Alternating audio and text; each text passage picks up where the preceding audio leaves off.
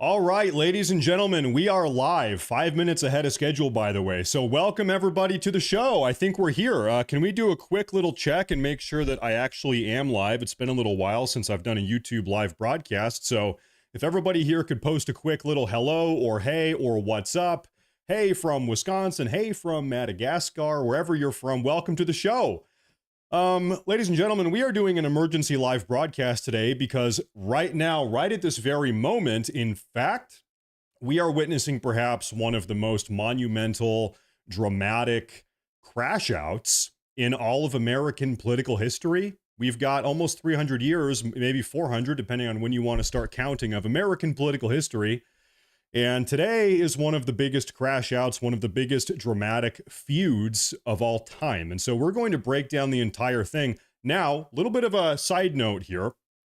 The White House, Trump is participating in a live White House roundtable discussion with the Fraternal Order of Police, and that is starting any minute.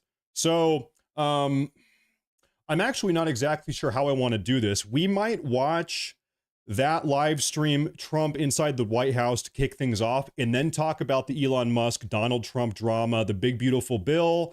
Elon Musk is going ballistic on Twitter right now. So I'm not sure which I want to do first. I think we should probably watch the Donald Trump live stream together first, and then maybe get to the drama after that. But also, today is a special occasion, ladies and gentlemen, because today we are celebrating our 500 subscriber celebration. It's a party today. Earlier today, in fact, I was sleeping. I woke up to it. It happened overnight.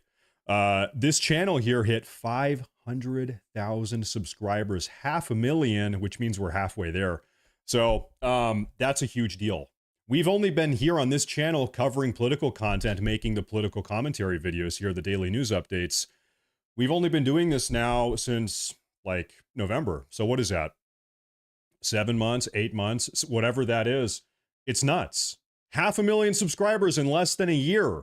That is insane. So I want to say, first off, thank you, ladies and gentlemen. Thank you, folks. Thank you guys very much from the bottom of my heart. It's been my absolute pleasure to make content every single day for you guys. And so we're just going to, with your permission, with your consent, I'm just going to keep on doing it. If you guys don't mind, I'm just going to keep on making political videos. So I think that's kind of the plan, as long as that's okay with all of you, and we're just never going to stop.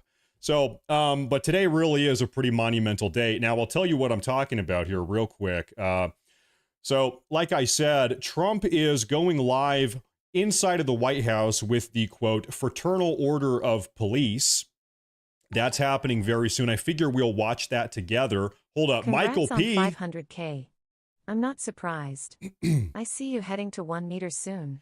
Thank you very much. Thank you very much. I appreciate that, Michael. It means a lot. And you're always very kind every time I go live. I remember your name. Excuse me. So thank you very much. I appreciate that a lot. Thank all of you folks for tuning in and watching the videos and liking and commenting. Now, while we wait for this live broadcast, I think we are going to watch this live White House broadcast featuring Trump and the police. And then after that's done, after that is concluded, we'll get to the drama. Let's do a little bit of a recap of the drama so far. Trump has a big, beautiful bill. Elon Musk doesn't like the big, beautiful bill. Elon Musk is now publicly going crazy on Twitter. He's going crazy on Twitter, well, formerly known as Twitter. It's on X now. And so pretty much every single conservative commentator, conservative politician is weighing in on this entire discussion. And it's like really hard to follow because everybody's, Stephen Miller says something, then Charlie Kirk responds, then Elon Musk responds to that, and then Donald Trump says something, and then it's like, okay, slow down. So today, what we're going to try to do is really do a recap and a comprehensive coverage of how all of this is unfolding. But like I said, I think we need to start off with this White House. Are we going? Hold up. Is the audio going? No. So today, by the way, this will probably be a little bit of a longer broadcast. If you're tuning in and you're looking for a nice, concise, succinct, show to watch, today's show is going to be kind of all over the place. This will probably be 3, 4, 5 hours long. I'll be sitting here talking with you guys. We're going to meander around all of this. So if you're looking for a very cut to the chase type of broadcast, That is not what this is. Today is going to be all over the place. Today is going to be crazy. So just total forewarning on that. Big Bill says that states can't make their own laws about I for 10 years. I thought we were all in favor of states' rights around here. That is one of the problems with the bill. No, listen. I don't think anybody is saying that this bill is perfect or doesn't have some issues. It doesn't have some problems. I think we maybe need to save this conversation for a little bit later because this, like I said, this is starting any moment here, this live broadcast we're going to watch. But the bill is not perfect. The question is it worth pushing through an imperfect bill in order to allow President Trump to go forth with his agenda now, his America First agenda, with some hiccups included in the bill, or to stall and not push the bill forward and try to come up with a new bill, and maybe that doesn't happen ever either. Listen, I do want to say something real quick, okay? Time is ticking. Every single day that goes by is one less day that President Trump has in the White House. But even more pertinent than that, we have midterms in less than 18 months. Do you understand? Okay, in 18 months, it is very, very likely that the Republicans, Donald Trump's party here, loses the House or the Senate or both. At which point, it's never happening. At which point, it's over. Okay? If the Republicans lose the House or the Senate or both, Trump is never getting anything done. It's going to be a repeat of his first presidential term between 2017 and 2021. Remember, listen, it actually is shaping up to be exactly the same, and that's why I'm so worried about it. Rewind to Trump's first term. Okay, Trump gets in the White House. It's January of 2017. Everybody says, oh, Donald Trump has a Republican House and a Republican Senate. He can do whatever he wants. We're going to build the wall. We're going to deport all the illegal aliens. We're going to do this and we're going to do that. It didn't happen because a bunch of rhinos and neocons in the Republican Party, in the congressional House chambers and in the Senate, shut him down, led by House Speaker Paul Ryan, shut him down every single step of the way. He never even got a budget to do anything. He wasn't able to enact all of the things that we elected him for in 2017. And so it's like, listen, he needs a budget. He needs a budget. It's like I said, it's very likely that we are going to lose the House and maybe the Senate. We probably will lose the House. The Senate, we probably keep in midterms, but we probably lose the House, okay, in 18 months. At that point, it's over, okay? Donald Trump is never getting his agenda. He's never getting his budget. And then also the Republicans might lose the presidency, might lose the White House in 2028 on top of that, at which point it's totally over. And I want to remind you all, this is very important. The second the Democrats get control of this country, all of this fake concern, and it is fake concern, all of this fake concern over the national deficit and the national debt, all of that concern goes away, and the Democrats double up, triple up, quadruple up, pentuple up on the government spending, and they're putting this country into even more debt to bring in another 20 or 30 or 40 or 50 million illegal aliens. If we don't solve this problem now, if we don't have the budget to secure the border and deport every single one of these illegal alien invaders that the Democrats charged you to bring in, it's your taxpayer money that brought these people in. Your tax money facilitated the invasion that the Democrats created. The second those people are back in power, guess what? Listen, how many million more illegal aliens do you think we can have in the country before we don't even have a democracy or a republic, whatever you want to call it anymore? Like, it's over, okay? If we don't solve the problem now, and yeah, there's some problems in the bill, if we don't solve the problem now, the Democrats get back in control of the House, maybe the Senate, maybe the White House 3.5 years from now. They bring in another 50 million illegal aliens, and then we don't even have a democratic republic. Then all of this talk about deficit and debt, guess what? It doesn't matter. It doesn't, right now, we are facing existential national crisis. The problem needs to be solved now. Yeah, there are some issues in the bill.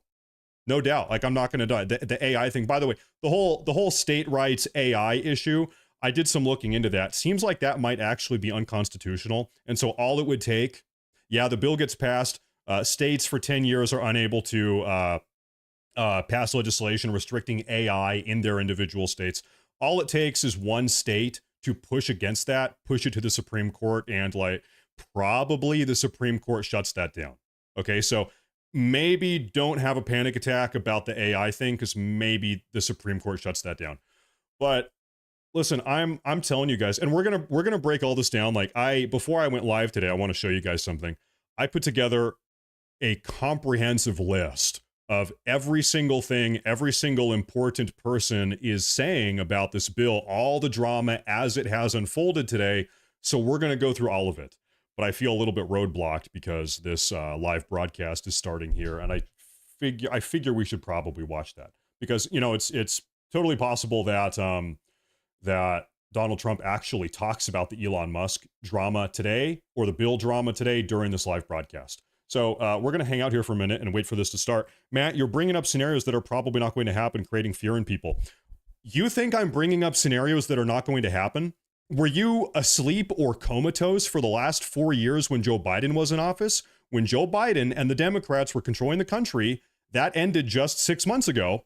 They allowed 20 million illegal aliens to invade the country, and they enrolled over half of them on Medicaid, Social Security, and they gave them Social Security numbers as well. And guess what? They were voting in our elections. We know that now because states like Arizona have had to purge their voter rolls of non-citizens. So this idea that, oh, you're fear-mongering about losing the country to another 20 or 30 or 40, 50 million illegal immigrants, we all know that this is what they want to do. We all know that this is their MO. We all know that this is their agenda. The Democrats, the radical progressives, they have realized that they can't win in a free and fair democratic election. So what they're doing, instead of trying to get you to vote for them, because, by the way, their platform, the radically progressive platform, is totally intolerable to actual American citizens. It is antithetical to America, to the lives of American citizens. So they've realized, well, if we can't get people to vote for us, if we're losing every national election, I have an idea.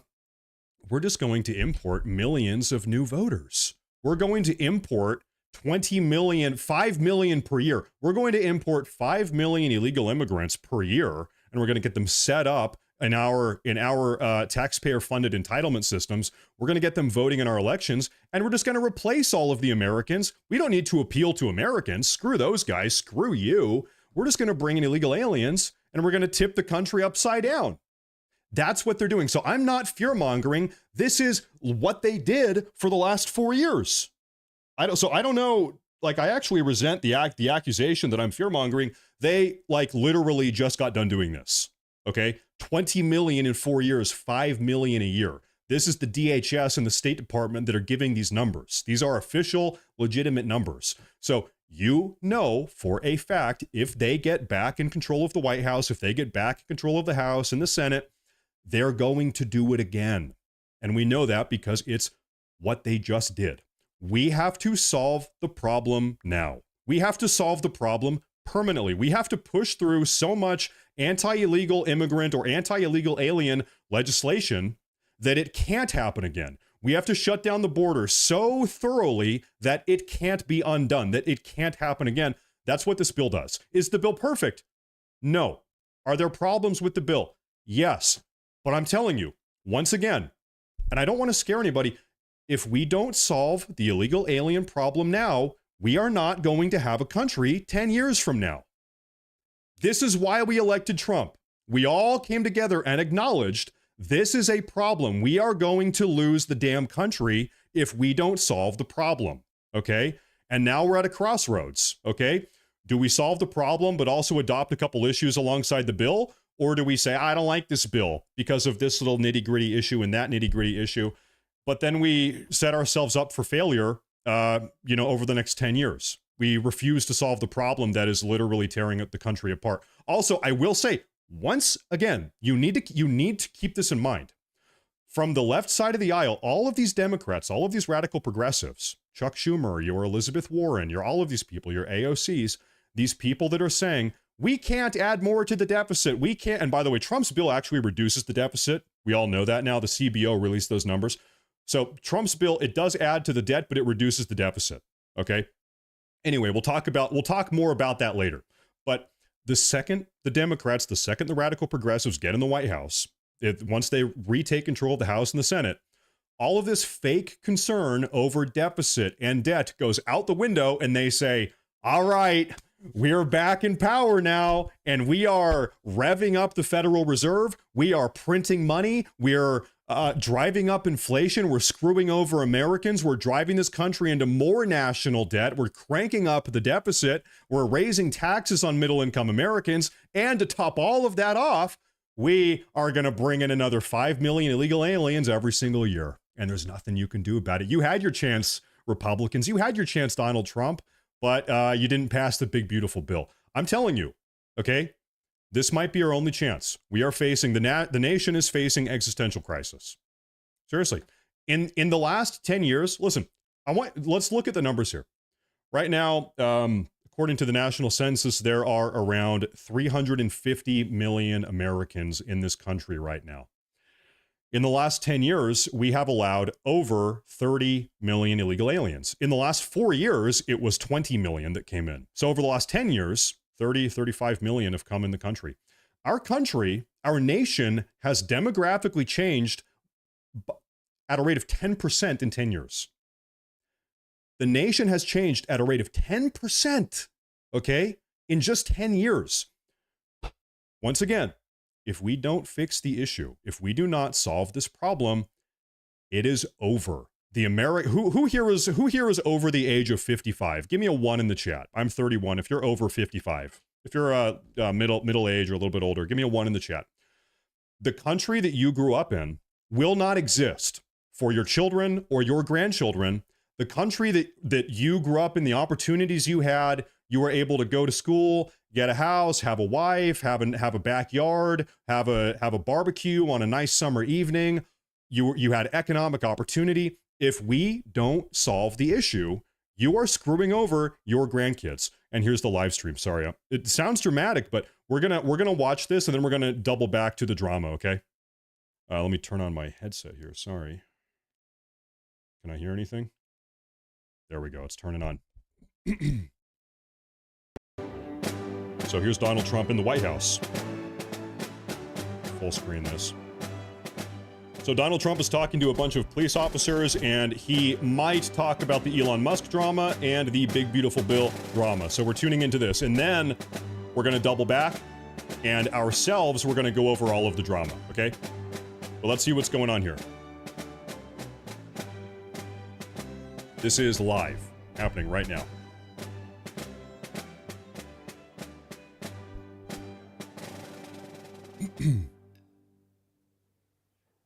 There he is. There he is, Mr. Trump.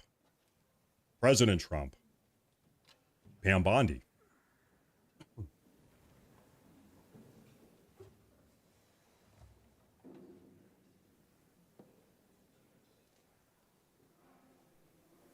National Fraternal Order of Police Executive Board, representing nearly 400,000 officers nationwide, and they were with me right from the beginning, and we appreciate it. We won't forget. Your members are the backbone of American law enforcement, and we're deeply grateful for your service, and you have done great service indeed. We're also joined by our great Attorney General, Pam Bondi. Thank you, Pam, for being here. For generations, this institution has served as a powerful voice for the brave men and women who risk their lives to protect communities all over our country, and they do it as well as anybody or better. I was delighted to earn your endorsement in every one of my presidential campaigns where we did very well, record-setting well, and I'm proud to stand with you today as the most police president, I would say, without question, in the history of America. I don't think... Ladies and gentlemen, I have a feeling that this is, frankly, probably not going to be that interesting. What do you say? Give me a yes or no in the live chat. What do you say we put a pause on this? Maybe we extract some highlights once it's done, and we start talking about the Elon Musk, Donald Trump, big, beautiful bill. Maybe we move on, we go talk about that, because I think... issues with the bill, add the short act, and work things out. Just cause Trump is in office doesn't mean we sit back and relax. Call your reps.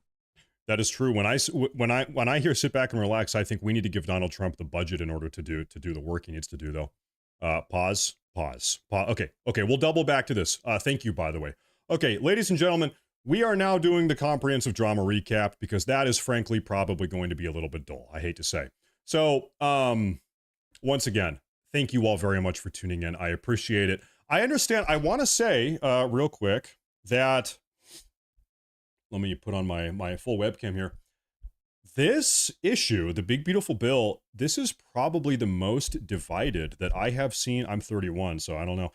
This is the most divided that I have seen our country, or sorry, our Republican Party. This is the most divided I've seen the Republican Party since, frankly, probably 2016.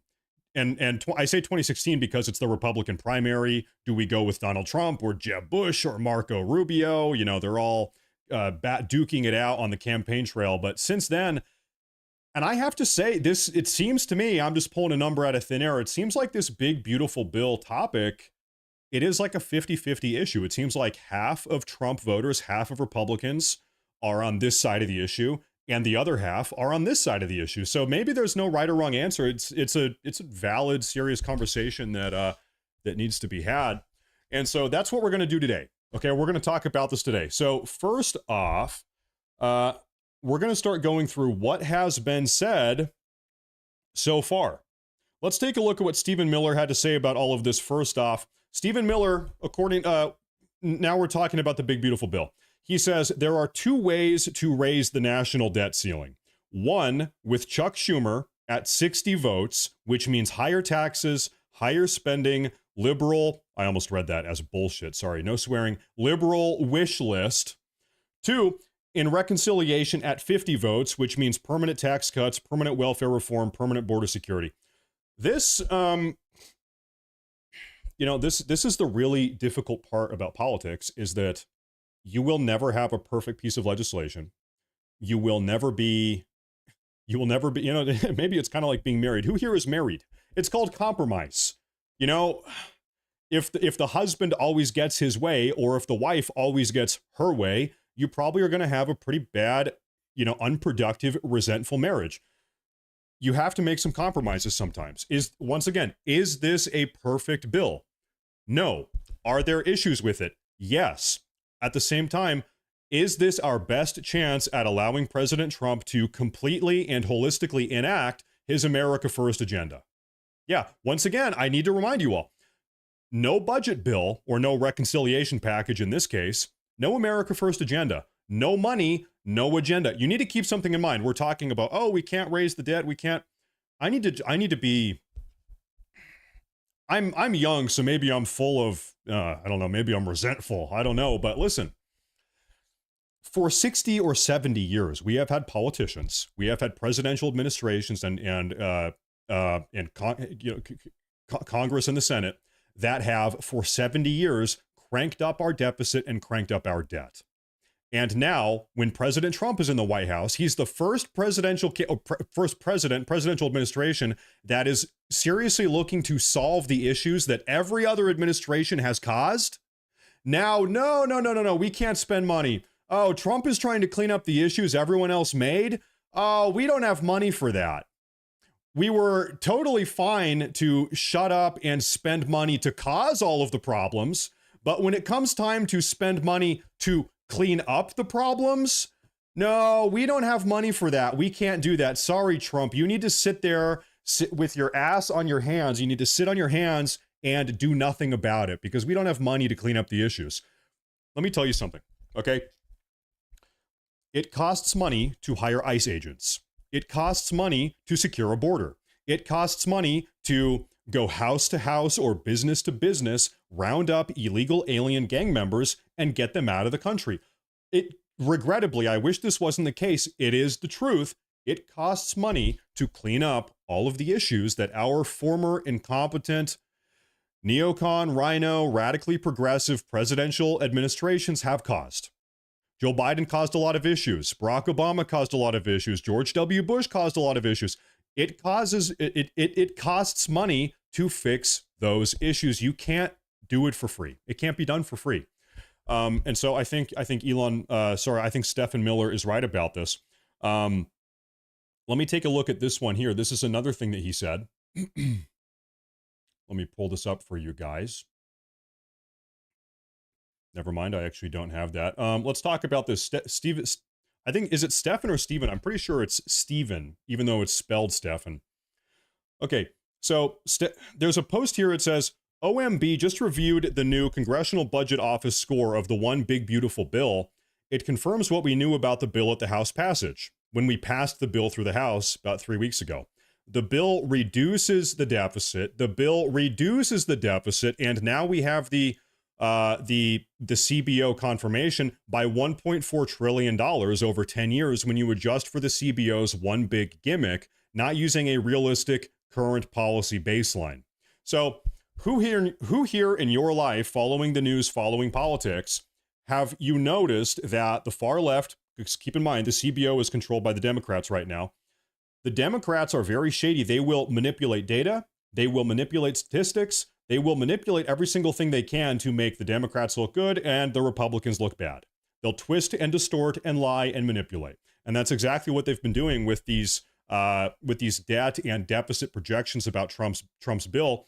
So what we're saying here is once that's adjusted, let me see here. It includes a $1.7 trillion worth of mandatory savings, the most in history. If you care about deficits and debt, this bill dramatically improves the fiscal picture.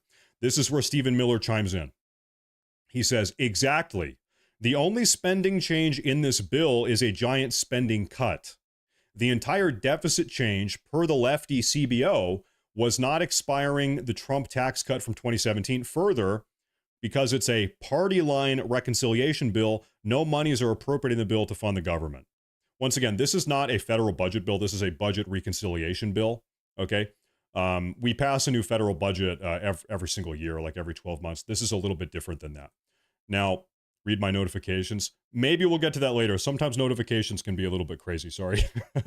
Who knows? Maybe somebody said something crazy. Trump followed up on this about the new CBO commentary. Trump himself earlier today said, shockingly, the Democrat-controlled CBO just announced that the tariffs will be reducing the deficit by at least $2.8 trillion, I think, over 10 years.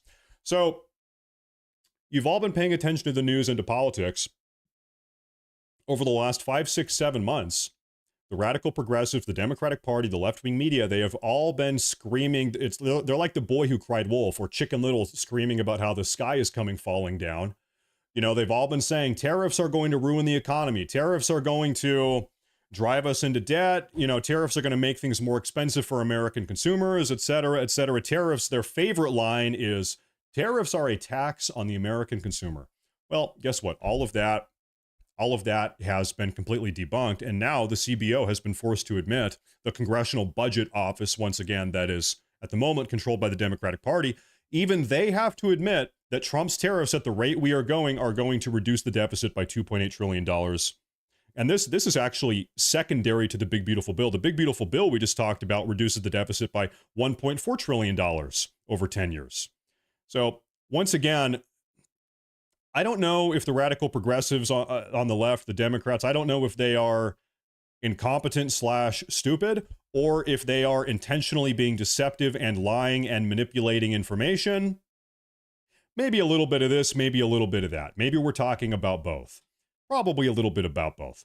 Now, we're going to talk about the Elon Musk stuff here soon, but we're sort of powering through the Big Beautiful Bill. I feel like there's some background information, precursor information before we get to the Elon Musk drama. We're going to talk about Elon Musk here pretty soon.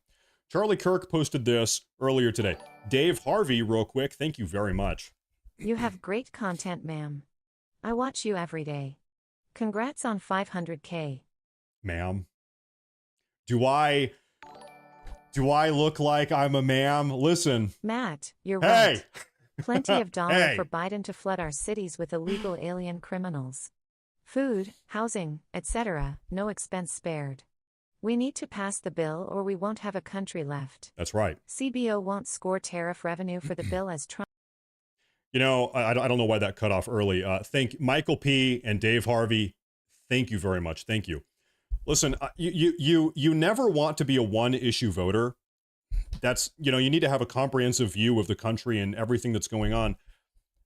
At the same time, listen, if we don't get these illegal aliens the hell out of the country, or even worse, if we allow the Democrats to bring in another 5 million per year, 20 million, as they did under the Biden era, If we don't secure this border, all of these things cost money. It costs money to do this, to get them out, to root them out, to kick them out, to deport them, to not let any more in, to shut down the border. These things cost money.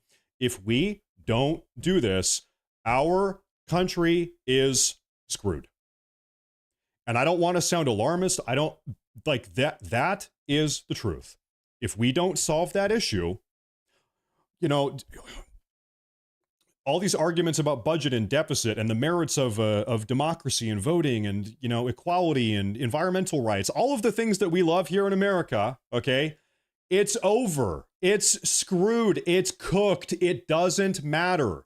If we allow 5 million foreign invaders to come in the country every single year, and they are living off of American citizen taxpayer-funded entitlement benefits, if we allow that to continue, the country is over. It's simple. That's it. We don't have a country anymore. The problem has to get solved. Let's see what Charlie Kirk has to say about this, okay? Charlie Kirk says, here are 50, that's a lot. I don't know if I can read that much. Here are 50 major wins from Trump's big, beautiful bill that the media is ignoring, okay? No taxes on tips. That's servers, bartenders, and bellhops just got a raise. Promises made, promises kept. And by the way, I do want to say, speaking of tips, thank you, Michael, and thank you, Dave Harvey, even though you called me a ma'am. If I'm a ma'am, you know, maybe I can go to California and win some sort of athletic event. I can put on a wig and I can become a gold medalist in a track and field competition, as they do down in California.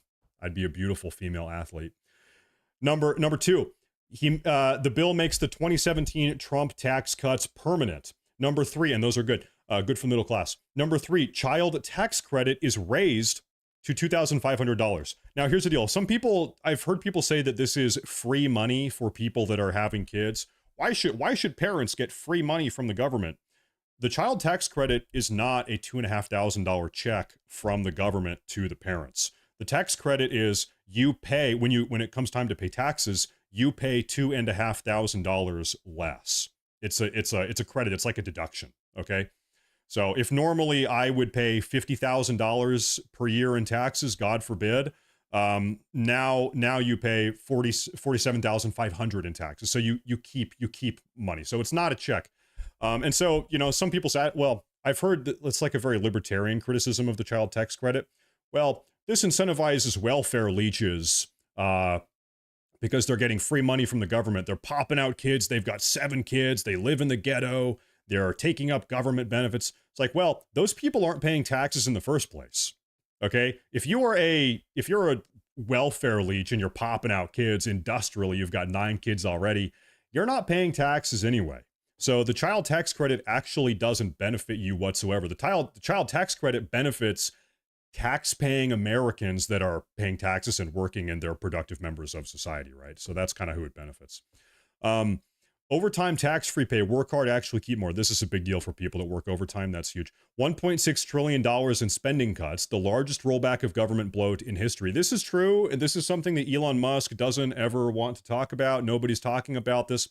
Trump's big, beautiful bill, it solidifies over the course of 10 years. I think it's actually $1.7 trillion, $1.7 trillion in federal budget cuts. That is a big deal. And once again, as he said, it is the single biggest rollback ever. Number 6, work requirement for welfare. In order to get welfare, you have to work. This is also true for Medicaid, I believe. Number 7, deporting 1 million illegal immigrants per year, no more catch and release.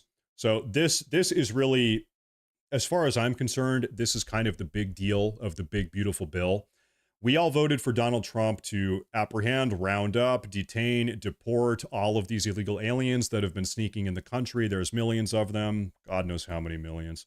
Listen, we know that 20 million came up in the country over the last 4 years, but that's just a 4-year period. How many illegal aliens do you think are in the country right now?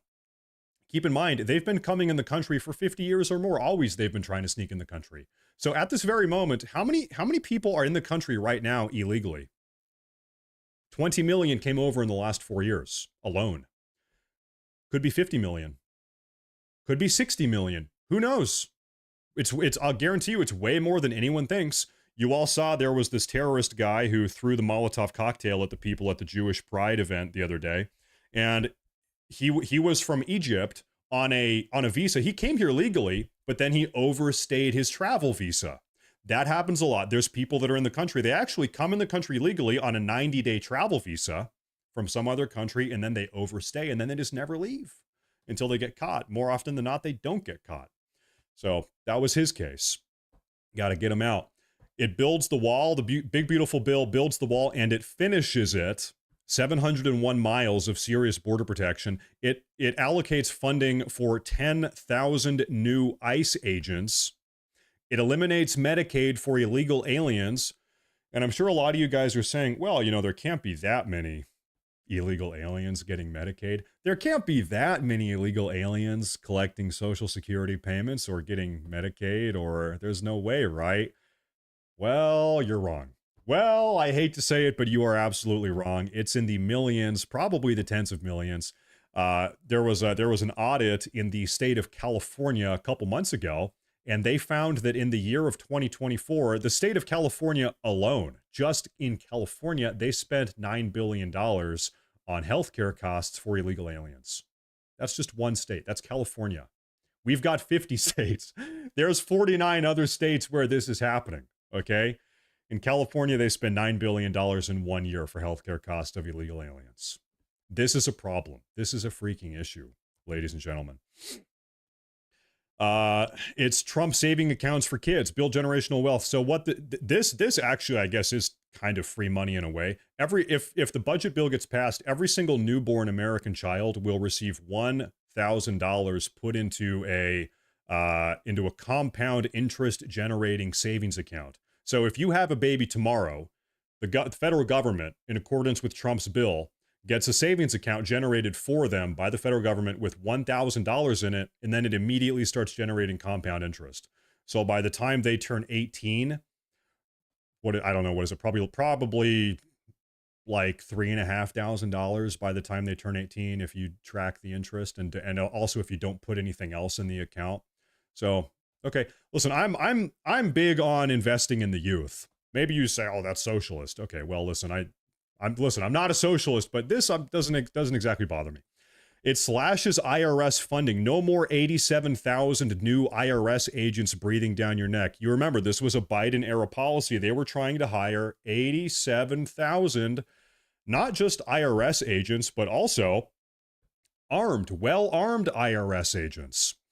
So the point is, like, this list is 50 points long. The bill has a lot of good stuff. Once again, is the bill perfect? No. Does the bill have issues? Yes. Now, Charlie Kirk posted this. Now we're going to start talking about Elon Musk here. Charlie Kirk posted this in defense of President Trump's budget bill. Guess what happened?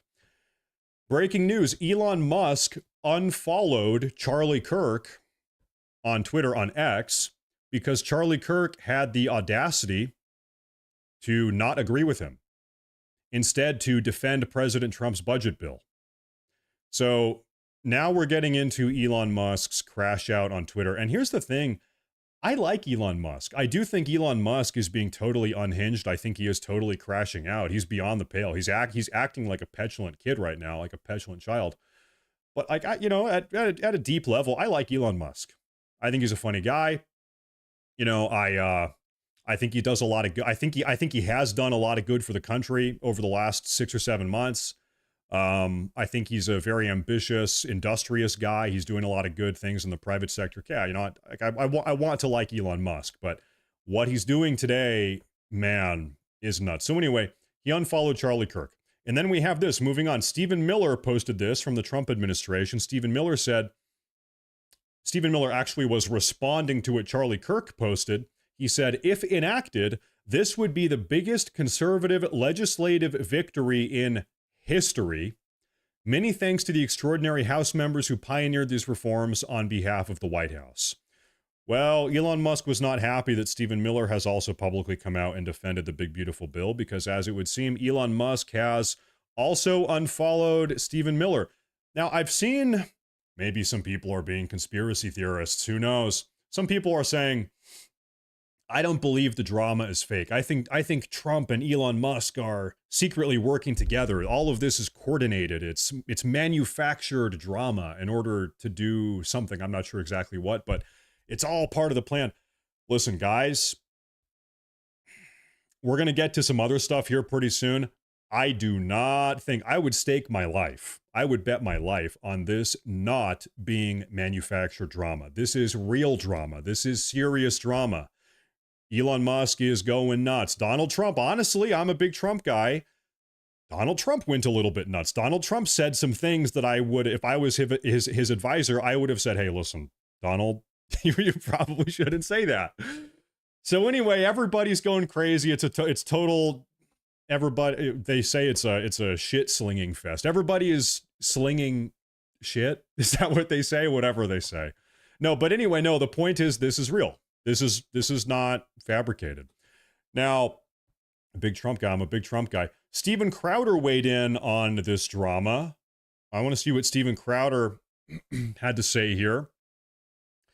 To make a few things clear, I'm as fiscally conservative as it gets, and we absolutely need to reduce the debt. But unless you think the debt ceiling will never be raised again, and it likely will be by August of this time next year, unless you want to default, then you have to understand why Trump is doing this bill. This, by the way, this is 100% true. We can all complain about the national debt right now. The national debt and the deficit, it is a big problem. It's a big problem, and it needs to be seriously tackled. And there are ways to tackle it. We'll talk about here in a minute. But later this summer, in a couple months, when it comes time to pass a new yearly federal budget, they're going to bump up the budget.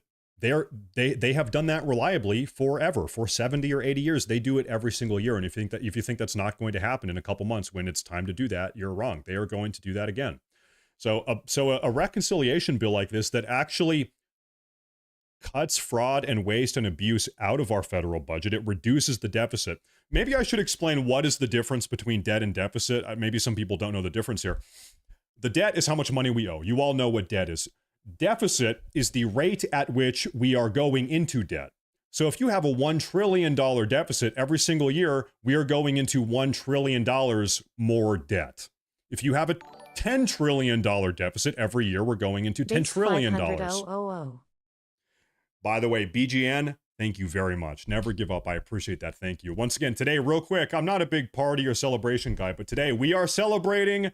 Today, we hit 500,000 subscribers on the YouTube channel. We've gone from around 40,000 up to 500,000 in 7 months. 7 months. And that's because of you guys. So thank you all very much for tuning in. 7 months ago, I was a streamer on Twitch playing, my job for 8 years is how long I'd been doing it. I was a video game streamer and I was playing World of Warcraft. Now, controversially, this is my problem. I got into a lot of trouble for doing this, and I'll talk about that here for a second. I was on Twitch, which is a very radically progressive platform, and I was streaming video games. People were watching me play this game, World of Warcraft, but I was also, while playing the game, I was always talking about politics, and I was not shy about my support for Trump. I was not shy about being a conservative, and so a lot of people got upset with me because I was right in the center of the progressive echo chamber. I was right in the middle of the echo chamber, and everybody's like, yeah, we're voting Kamala Harris. Woo, Joe Biden is awesome. Yeah, we love transgender. We love all of that. We think every 2-year-old should be transgender. Woo, we love that. And I was like, hey, wait a minute. No, that's a bad idea. No, we got to vote for Trump. And so anyway, I pissed a lot of people off, and I said, you know what, we gotta go full time with the politics. It's my true calling. And so I'm very blessed that things have been going so well for the last 7 months ever since I made that decision. So thank you all very much. I'm very lucky to have all of you guys here. Now let's continue reading what Steven Crowder said. Because if he has to do, let me restart this. To make a few things clear, I'm as fiscally conservative as it gets, and we absolutely need to reduce the debt. But unless you think the debt ceiling will never be raised again, and it likely will be by the end of August of this year, unless you want the government to default, and they will raise the debt, then you have to understand why Trump is doing this bill. Congrats. 40 caliber cowboy, thank you very much. I appreciate that a lot. Thank you. Thank you for tuning in. Because if he has to do it later outside of reconciliation, he's going to be held hostage by Schumer and the Democrats, which means you get the debt ceiling increase and none of the policy that we all voted for: welfare reform, border security, and tax cuts. Furthermore, even the CBO, the Congressional Budget Office, which is operated and maintained by the Democrats at the moment, admits that this bill has $1.7 trillion worth of mandatory spending cuts. They attribute all of the debt increase to extending the tax cuts, which is insane on its face. We all know that's been debunked also by the CBO, by themselves. This is a pro-economic growth bill, and the way Elon is characterizing it just isn't true. Once again, have you guys ever had a situation? It's like, man, dude, I really want to like you. I want to like you so hard, but you are just acting like an idiot. I like you deeply. And I'm talking about Elon right now. Elon, I like you. I do. I want to like you. I think you're cool. I could hang out with you someday, but man, you are acting like an idiot. Though I will tell you one thing here. What Elon Musk said about this Epstein stuff about an hour ago. I'm playing WoW right now. Listen to you. I've been on WoW since beta of Valia. Love your stuff. Thank you, Auburn Dad. Thank you. Keep on grinding. Keep on grinding. What Elon Musk said about this Epstein stuff about an hour and a half ago, guys, that might be unforgivable. You know, like I said, I want to like Elon Musk, but what he said about the Epstein thing, and we're going to unpackage that here pretty soon. We're not there quite yet, so I'm sorry I'm being a little bit of a tease, but that might be too far. So let's move on. We're going to keep on working down my list here. Now, Rand Paul weighed in, our favorite senatorial libertarian. He said, while I oppose increasing the debt ceiling by $5 trillion, I enthusiastically support making the tax cuts permanent and could vote for the big, not yet beautiful bill if the debt ceiling were voted on separately. You know, Rand Paul is another one of these guys that it's like, you know, I want to like you. I don't know why. Maybe I'm too nice. I'm just too nice of a guy. I want to like Rand Paul, but he is libertarian to a fault. Do you guys agree, yes or no? He is so libertarian. He's so far on the libertarian side of things that it actually prevents him from doing anything ever and getting anything done. He's like almost idealistically libertarian. He's a little bit detached from reality is how libertarian he is. And what I mean by that, you know, a couple months ago, he was throwing President Trump under the bus, so to speak, when Trump was trying to impose his tariffs and his Liberation Day tariffs. Because as a super staunch radical libertarian, Rand Paul is like, well, I believe in the free market. I'm a free market absolutist, and tariffs are not free market. So therefore, tariffs bad because they're not in accordance with my free market beliefs. Now, hold up. Hold that thought because Dave Harvey donated $50. Thank you, Dave. Only kidding about him, ha. It's just so weird to see Elon do this. Trump held X's hand walking to the chopper and all like they seemed like buds. Well, we're going to, specifically that last part of your comment, we're going to talk a lot about here pretty soon. And Dave, thank you very much. Thank you very much. You know, libertarianism, it's an idea that could work if everybody in the country or if everybody in the world agreed with your libertarian principles. If you could convince everybody around the entire planet to adopt your staunchly held libertarian beliefs, then like, yeah, it would probably work. The problem is we don't live in the libertarian fantasy land.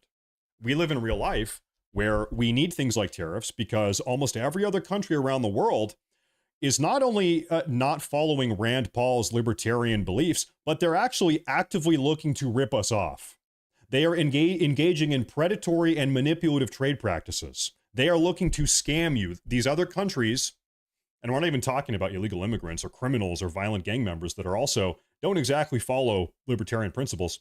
When you have evildoers or wrongdoers or manipulators or predators, libertarianism is not really a good mechanism with which to fight those people, okay? If 90% of other countries around the planet are trying to rip you off, and Rand Paul's like, well, we can't do anything about that because something free market, I don't know.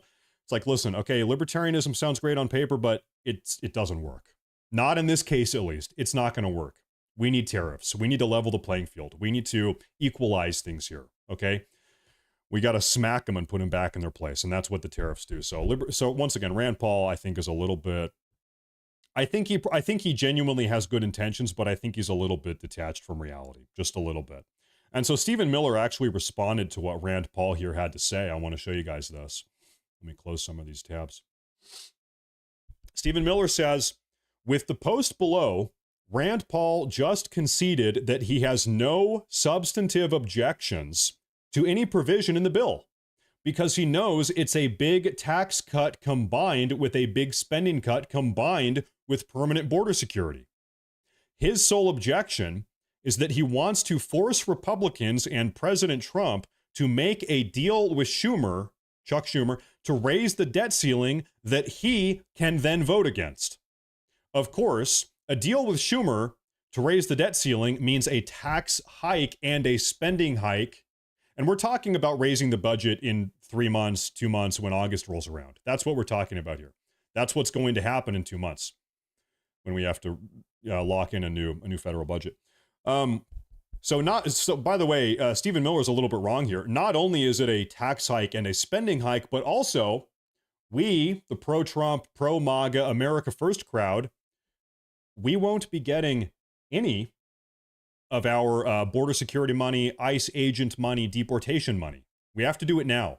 Okay, if we're gonna we can work that out in 2 months with Chuck Schumer and the Democrats in the Senate. Guess what? That's not happening. It has to be done now. So his sole demand, maybe I should pause and kind of explain this a little bit, okay? Because I think it's a little bit confusing. So every single year around August, our Senate, Congress has to pass a new federal budget, okay? When it gets to the Senate, you need 60 votes in the Senate to pass that federal budget. 60 votes. So the Republicans right now have 53 votes in the Senate, technically. Some of those, maybe 3 or 4 of those are like kind of Rhino, Rand Paul's libertarian. So they're not all 53 of those are not MAGA, America First, Donald Trump supporters per se. So it can be a little bit difficult, but you need 60 votes in the Senate to pass a yearly budget bill. So you have to work with the Democrats. You have to get Democrats on board. Otherwise you have a government shutdown. Okay. We've had a couple of those now for short periods of time.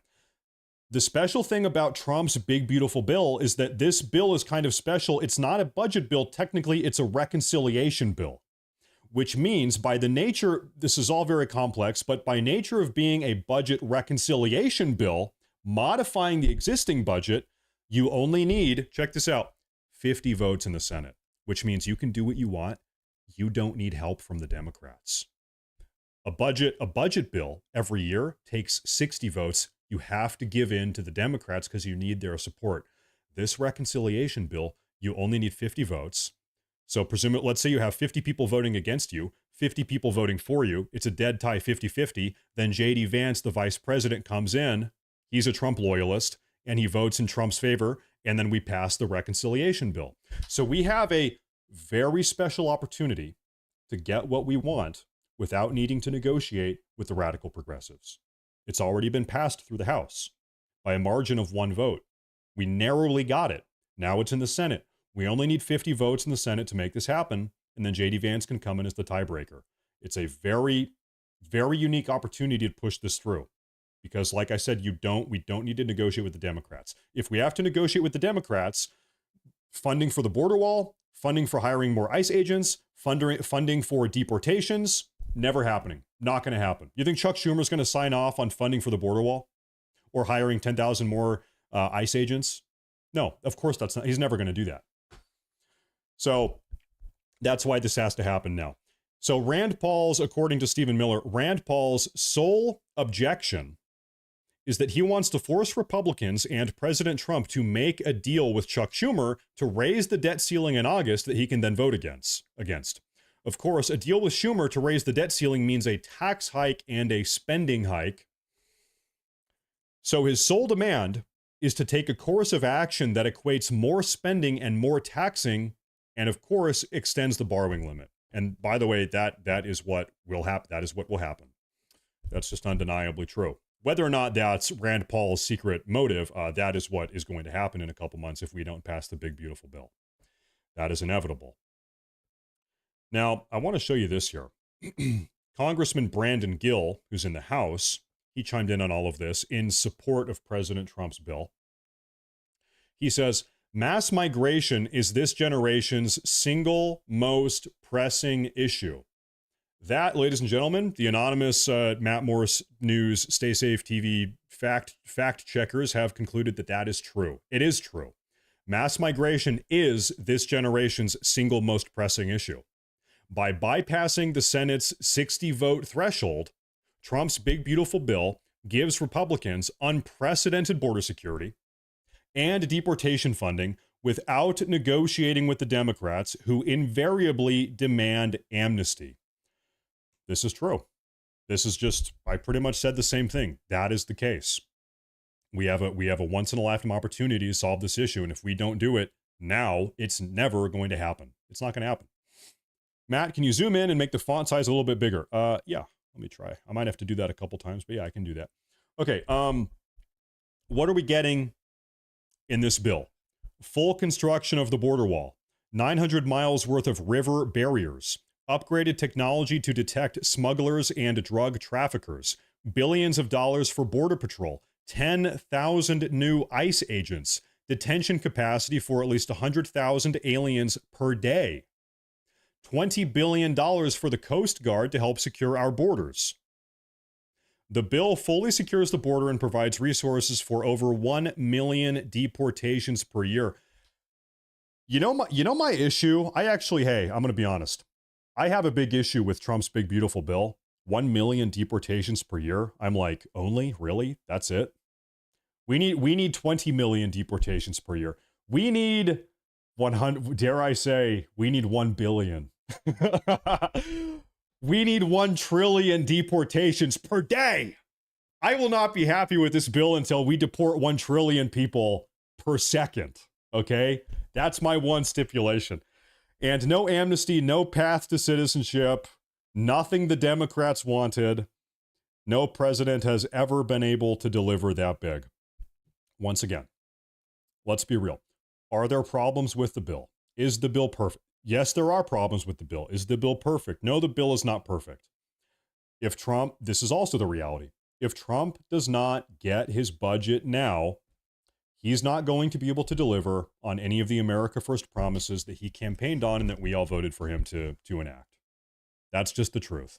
And I said I had a big rant about this a half hour ago. I'm going to say it again because it really needs to be hammered home here.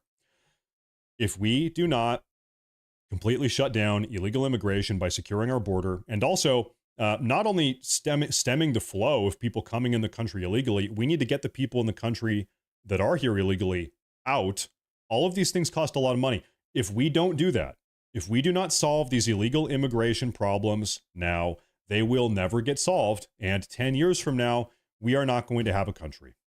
I'm sorry. It's just true. Okay. The only way a republic, a democratic republic like America works is if enough people in the country, enough voters in the country give a shit about the well-being of the country. Okay. If we start importing millions and millions of people that really don't give a shit about the overall health or status or longevity of the country, then the entire system collapses. Okay. Our governmental system is predicated on the idea that people living here actually care about it. And by allowing 5 million illegal aliens to enter the country per year, the entire thing is going to come crashing down. We can't afford it. They're bringing drugs and violence and crime and gang membership and human trafficking and people that are soaking up taxpayer-funded entitlements. They're voting illegally in our elections. Our country's fallen apart.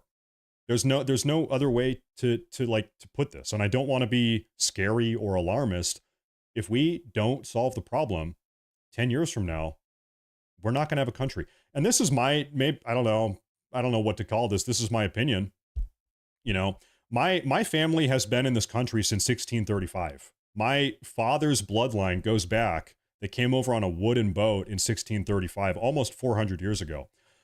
I deeply, genuinely believe it is my obligation as an American that my roots are here. My family's been here forever. Okay. I think it's my obligation to pass Paul the and country company along. need to stop with this delusion of working with Dems. Re-immigration. I'm old enough to remember the lies Dems told to Reagan re-immigration. Yeah, get him out. Get him out. He was lied to about amnesty. Yeah, you're right. Thank you very much, Michael. I view it as my personal obligation. We all should share in this belief. It is our obligation to not just pass on the country that we were given by our forefathers as we got it. We should make the country better and give that to our children. Is this country better than it was 50 years ago? Like, be honest, be serious. Is this country better than it was 50 years ago? No, we have failed. We are screwing over our children. We are screwing over the next generation of Americans. We are screwing over our grandchildren. We have failed. We have an opportunity to fix that. Right now, we have a chance right now in front of us to fix these issues. That's how I view this. And if we don't, then we have failed our duty as Americans. We have failed the obligation that we have to future generations of Americans. That's just the truth. It is a realistic, somber truth. If we don't do this, if we don't solve the illegal immigration situation, we are spitting in the face of our kids. And I know that sounds drastic. I know that sounds egregious. It's true. When you were a kid in 1975 or 1980, I was a kid in the early 2000s. I was able to run around. I'm sure the same thing for you. Run around until it got dark in the evening and not have to worry about human traffickers or Trende Aragua gang members shooting up neighborhoods.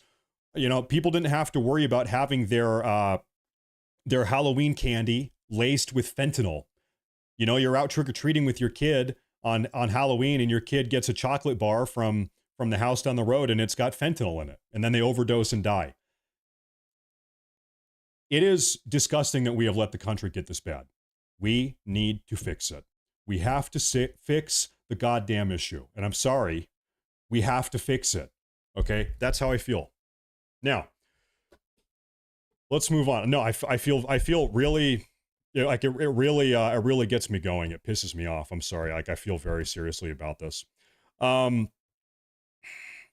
Steve Bannon weighed in on Elon Musk. This is a 2.5 minute long video. Let's see what he has to say. Slots, $5. Thank you. 50 years ago, we didn't have AI bots and smartphones and TikTok. Oh, wait. I mean, listen, let me ask you this. You know, by the way, I'm no defender of AI bots and smartphones and TikTok. I think all these things are generally bad for young people, especially. But what's worse? You know, 15-year-olds having iPhones or going to high school with Trende Aragua gang members, with 15-year-old Trende Aragua gang members. I think the gang members and the human trafficking and the fentanyl and all of those issues, I think, and the millions, the tens of millions of illegal aliens soaking up taxpayer-funded entitlements, I think those things are worse than iPhones. Now, I'm not the biggest fan of iPhones, so don't get me wrong, but like, yeah, it's a different magnitude of bad. Okay, so let's see what Steve Bannon has to say about Elon Musk. Why is Elon Musk so mad right now? We're going to get to the Elon Musk stuff. It's a leverage point. Because President Trump, even though he's going to run in 28, may not be here forever, so we need the debt ceiling. Here's the problem with Elon. It's very simple. He promised $1 trillion in cuts and waste, fraud, and abuse. And listen, for all the fanboys out there, I'm going to treat you fanboys like little puppies. They're going to rub your nose in the mess you made. All this thing about the rescissions, we're going to do the first rescissions package, the $9.4 billion. There's not a line item in there. There's 11 line items, including $1 billion for NPR and $1 billion for. This has been fought. These are programmatic, right? All fanboys, Elon fanboys, take your number 2 pencil out and write this down. Programmatic means it's a program that's been passed in an appropriations bill that's called a law. Okay, people have fought this. The audience that stayed up in the middle of the night in 2023. For the single subject bills, saw Eli Crane and Matt Gaetz and MTG and Lauren Boebert and Andy Biggs all night long at 3 o'clock in the morning. And what were they arguing about? Everything that's in that first rescissions bill. And who outvoted them? The Republican Party. Right. On the floor of the House, and you know this, they would sit there and make these incredible arguments. You had three podiums. One was the rebels, MTG, Gates, the same people, the same 20 people up there all the time. Then you had one in the middle. It was the Rhino Republicans, and you had the Democrats. And the Democrats just sat there the whole time, and then they said, "No, we'll give the time to you." Yeah. The Democrats gave their time to the Republican establishment, who shot down everything that's on there. Everything, Sesame Street in Arabic. All of this has been. That is not what Doge was supposed to do. He told the president of the United States over and over and over again, I got $1 trillion of waste, fraud, and abuse. What do I mean by that? I mean the 3.5 minutes that the president of the United States, on his advice, took in the joint, the State of the Union or the joint thing to Congress, to remember the mantra of going through all the Social Security people that were 200 years old, not one penny. This is the unfortunate reality with the situation. And there's kind of two ways to look at this. I'll go down this way first. It is going to be really, really hard to clean up our federal budget. Let me put my webcam back up there.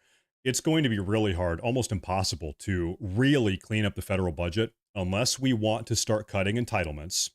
Entitlements being Social Security payments, Medicaid, Medicare. Those topics are incredibly unpopular. If Donald Trump came out and said, hey, listen, we're cutting Medicaid for American citizens. Hey, we're cutting Medicare. Hey, we're cutting Social Security payments for American citizens. There's a reason why no politician does that. It's political suicide. Nobody wants that. But the vast majority of our federal budget is wrapped up in entitlement payments, but more importantly, the defense budget. Okay? It's like 85 or 90% of federal budget.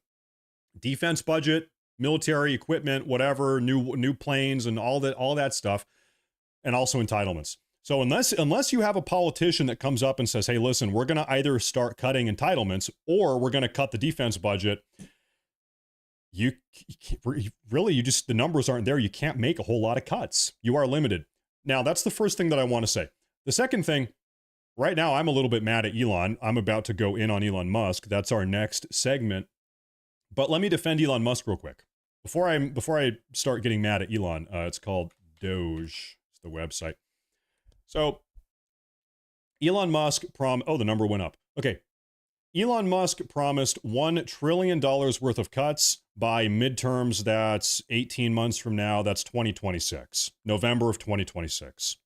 He said, I can get this done in 2 years, and he's got another 18 months to make that happen. He promised $1 trillion. So far, it's been 6 months. Doge has found $180 billion.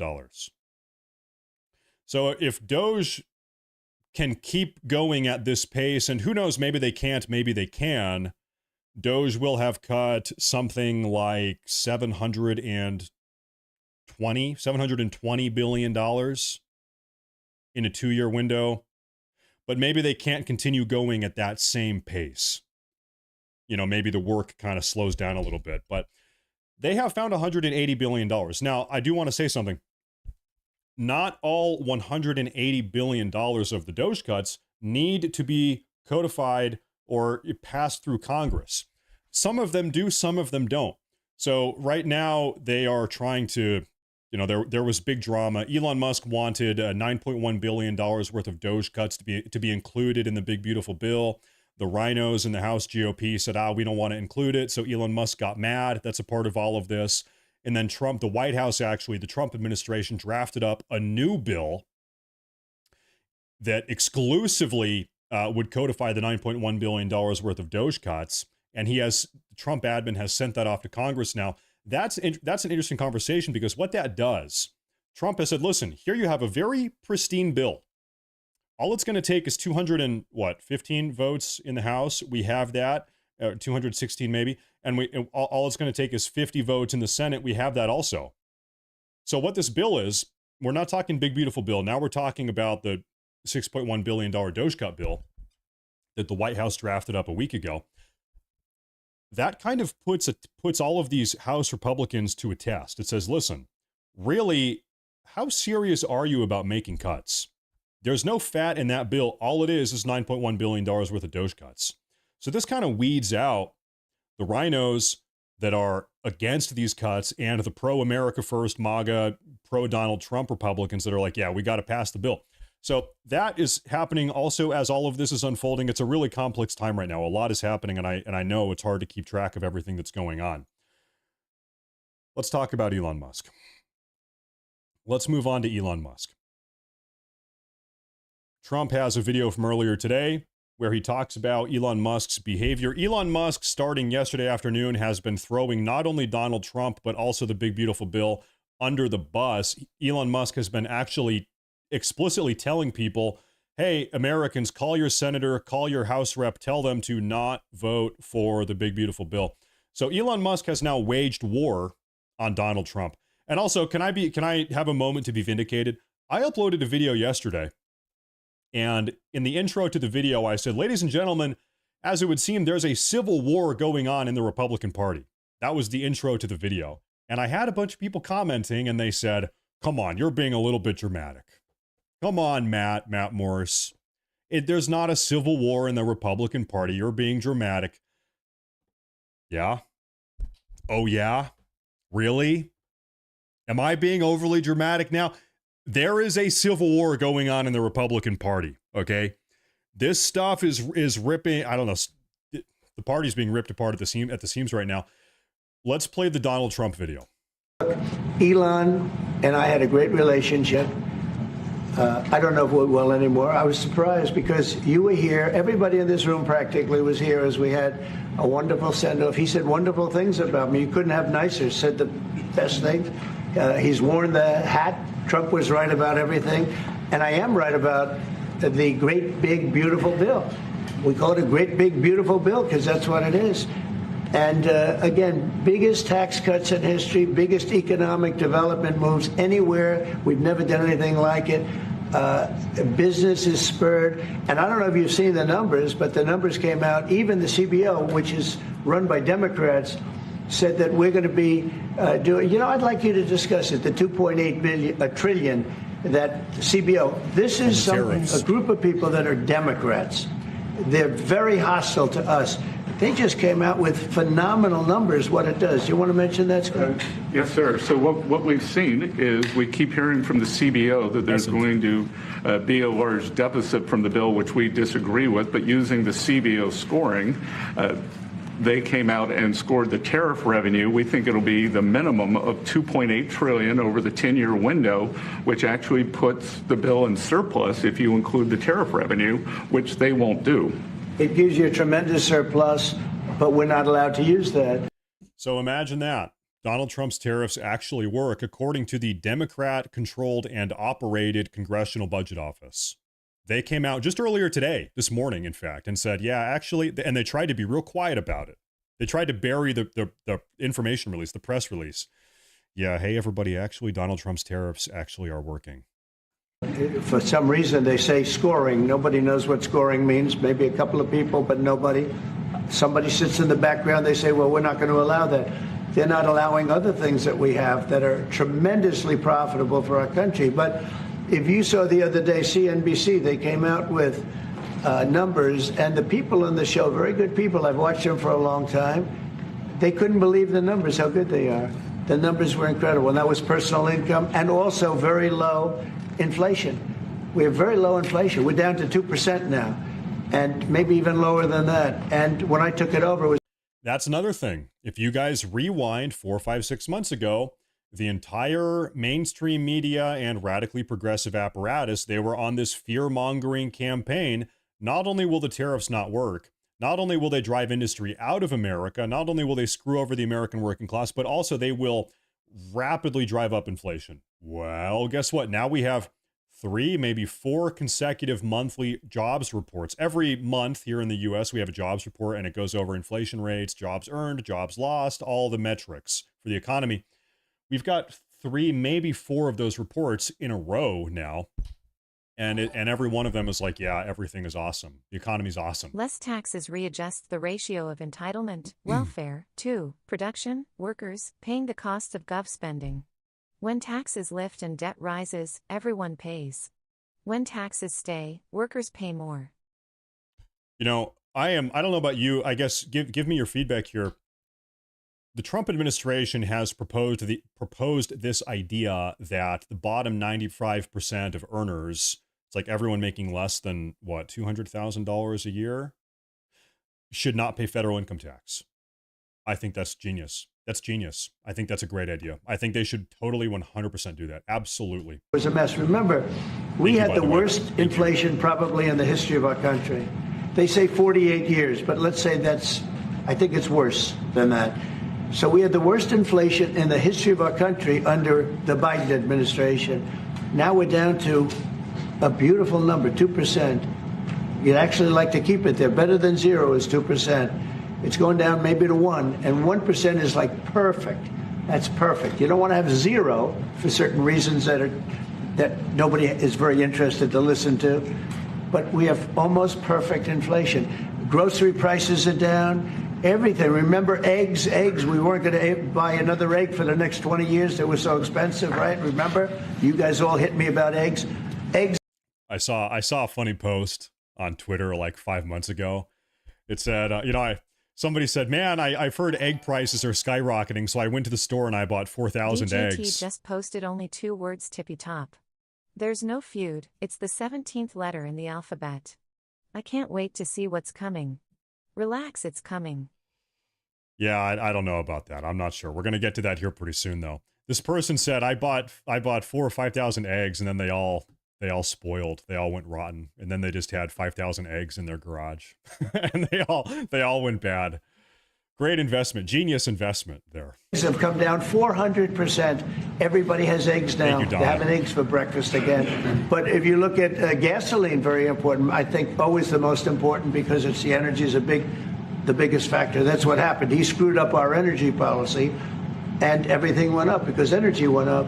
But now energy is way down, and they have states where you're at $1.98 a gallon for gasoline. So the costs have come way down. And one of the things I ran on was that. I ran on the border. We have the best border in the history of our country, 99.99%. Isn't it just funny how everything Donald Trump said was going to happen has just happened? You know, he talks about the eggs, about grocery prices, gas prices, tariff revenue, inflation rates, job creation, domestic investment, bringing back manufacturing, all of these things that he's campaigning on. And every single time he says them on the campaign trail, that's not going to happen. No, Trump is an idiot. You're an idiot for voting Trump. You're stupid, you stupid Republican, whatever. It's like, well, yeah. I remember also a bunch of people were saying that within like a month of Trump getting in the White House, we would be dropping bombs in Iran. We would have World War III. If Trump gets in the White House, we're going to have World War III, and we're going to have American boots on the ground in the Middle East fighting Iranians in the desert. Young Americans getting blown up again, God forbid. Didn't happen. Hasn't happened yet. Fingers crossed. Hasn't happened yet. I would say probably is not ever going to happen. It was last week, 3 people came in, 2 of them for medical reasons. We let them in because one of them had a heart attack. I think it was a nice thing to do, and one of them had something else.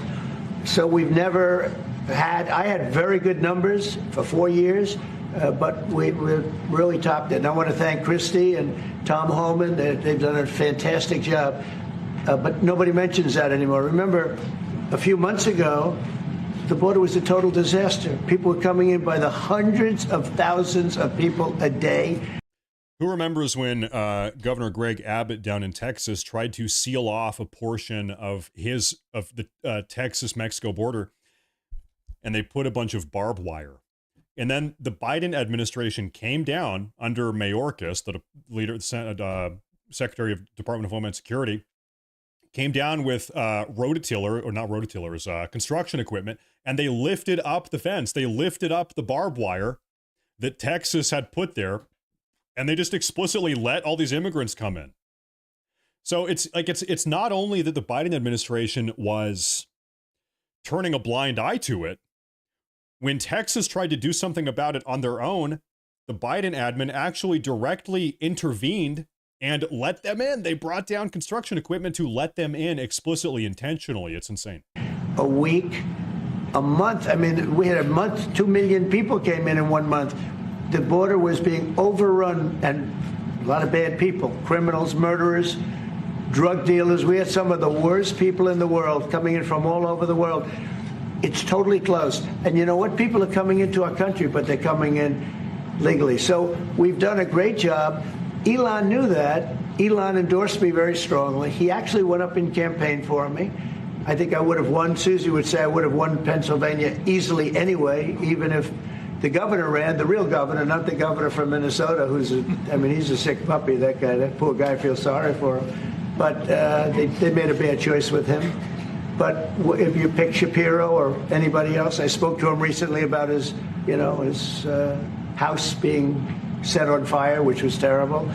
But if they picked him, I would have won Pennsylvania. I won it by a lot. But I'm very disappointed because Elon knew the inner workings of this bill better than almost anybody sitting here, better than you people. He knew everything about it. He had no problem with it. All of a sudden he had a problem. And he only developed the problem when he found out that we're going to have to cut the EV mandate, because that's billions and billions of dollars. And it really is unfair. We want to have cars of all types. Electric, we want to have electric, but we want to have a gasoline, combustion. We want to have different. So here's where I'm at a loss.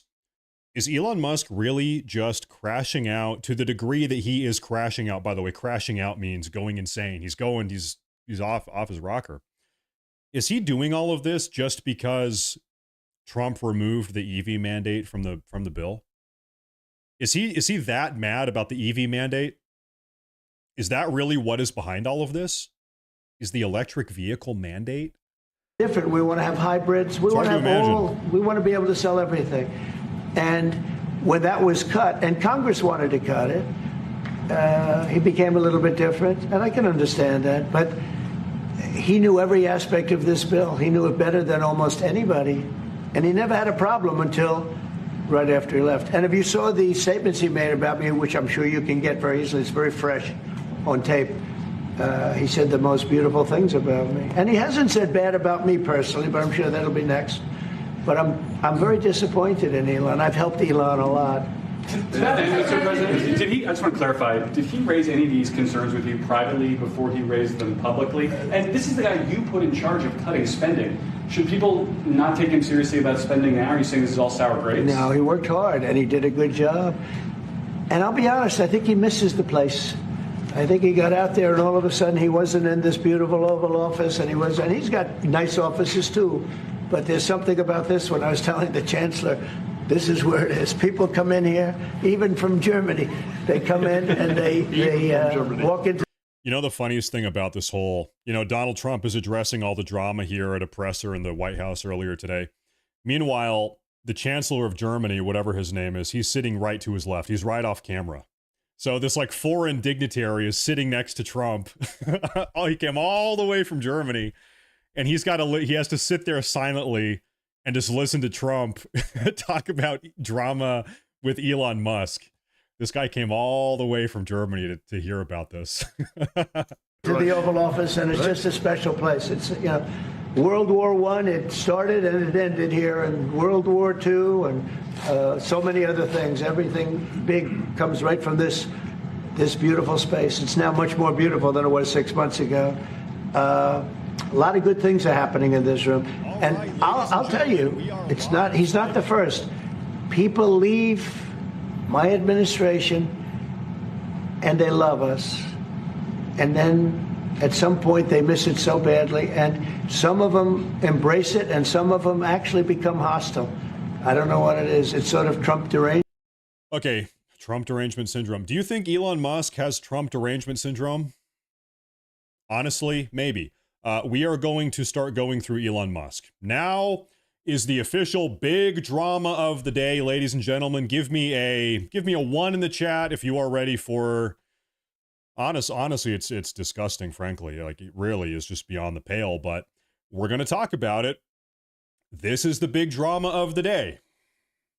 Elon Musk is so upset at Donald Trump for a multitude of reasons, I suppose. Maybe it's the EV mandate. Allegedly, it's because this bill is raising the federal debt limit, whatever. Who knows? Maybe it's because he's getting kind of kicked out of the Trump administration. Who knows what has gone on behind the scenes? But Elon Musk, he said it himself, he just dropped a bombshell about an hour ago, 2 hours ago. As he said, Time to drop the really big bomb. Elon Musk said this. Donald Trump is in the Epstein files. That is the real reason why they have not been made public. Have a nice day, Donald Trump, is what Elon Musk said. Mark this post for the future. The truth will come out. So, listen, I don't care what beef these guys have. I don't care how much they hate each other. Elon Musk posting this to me is too far. Do you guys agree? It's too far. Because what is the implication here? The implication is that Donald Trump is I think I can't say the word on YouTube, is a PDF file. He's a PDF file, I can say. That is the implication. This is pretty much Elon Musk in front of 65 million views, 65 million people that have seen this tweet. This is Elon Musk, the richest man in the world, having some drama. Congrats on 500K. Let's get these anti-white freaks away from our vulnerable. Those crying racists demanding more illegals come in. Cheers.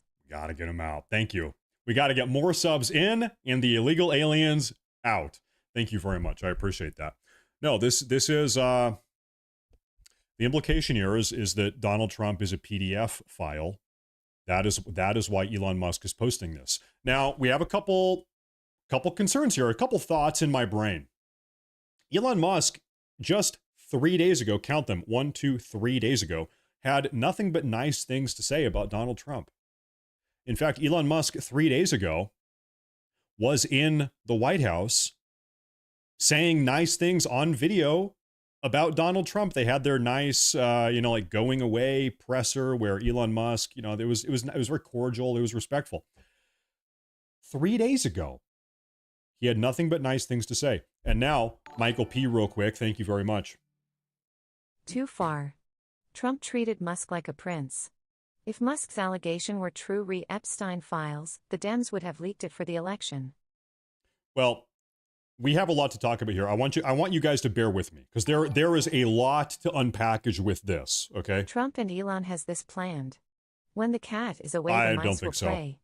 There's surveillance on every computer in Washington government.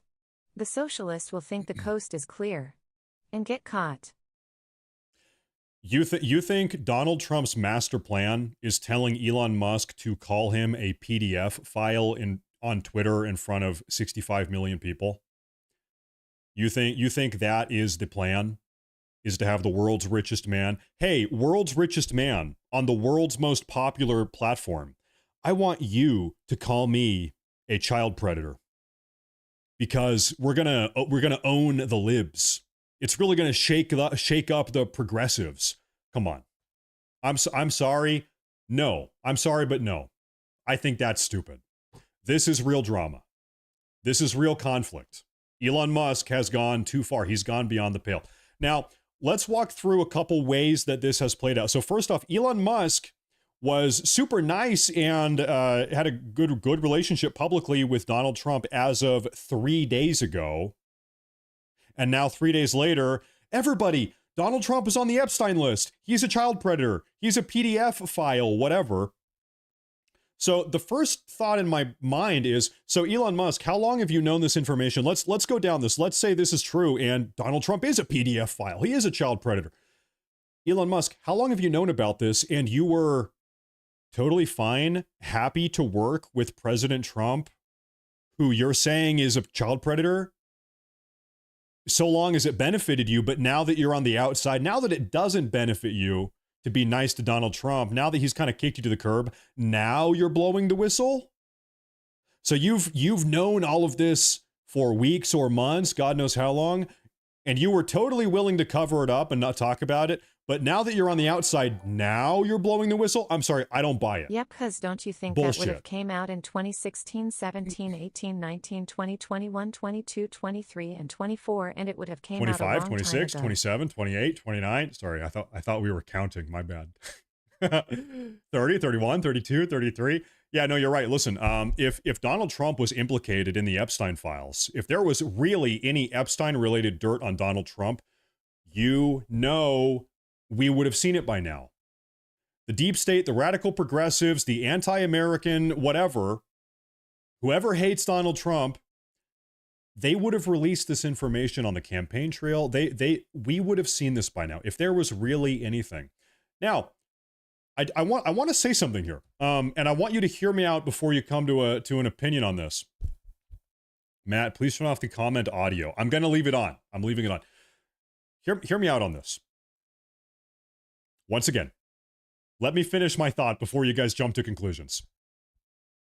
I actually do believe that Donald Trump is on the Epstein files.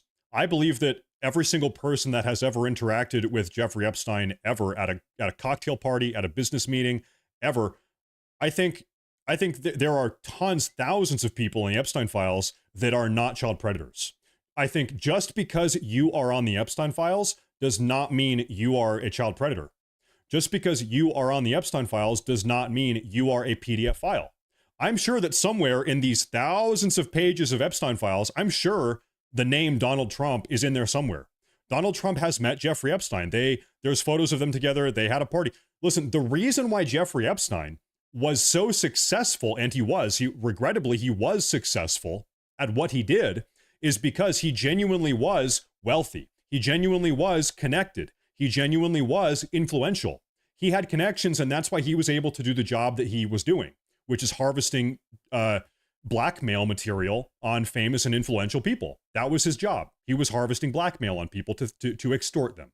That's what he was doing. And so I actually bet that somewhere in those files, the thousands or tens of thousands of files, I bet Donald Trump's name is in there somewhere. Does that necessarily mean that Donald Trump is a child predator or a PDF file? Of course not. Absolutely not. And Elon Musk knows that. Elon Musk knows that. So what he's doing here with this post is disgustingly deceptive. It is absolutely deceptive.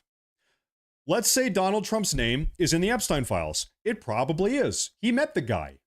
I would be shocked if his name was not in the Epstein files. And so Elon Musk knows his name is in the files, but he's posting this publicly because he wants to insinuate, he wants to kind of covertly push the narrative that Donald Trump is a child predator.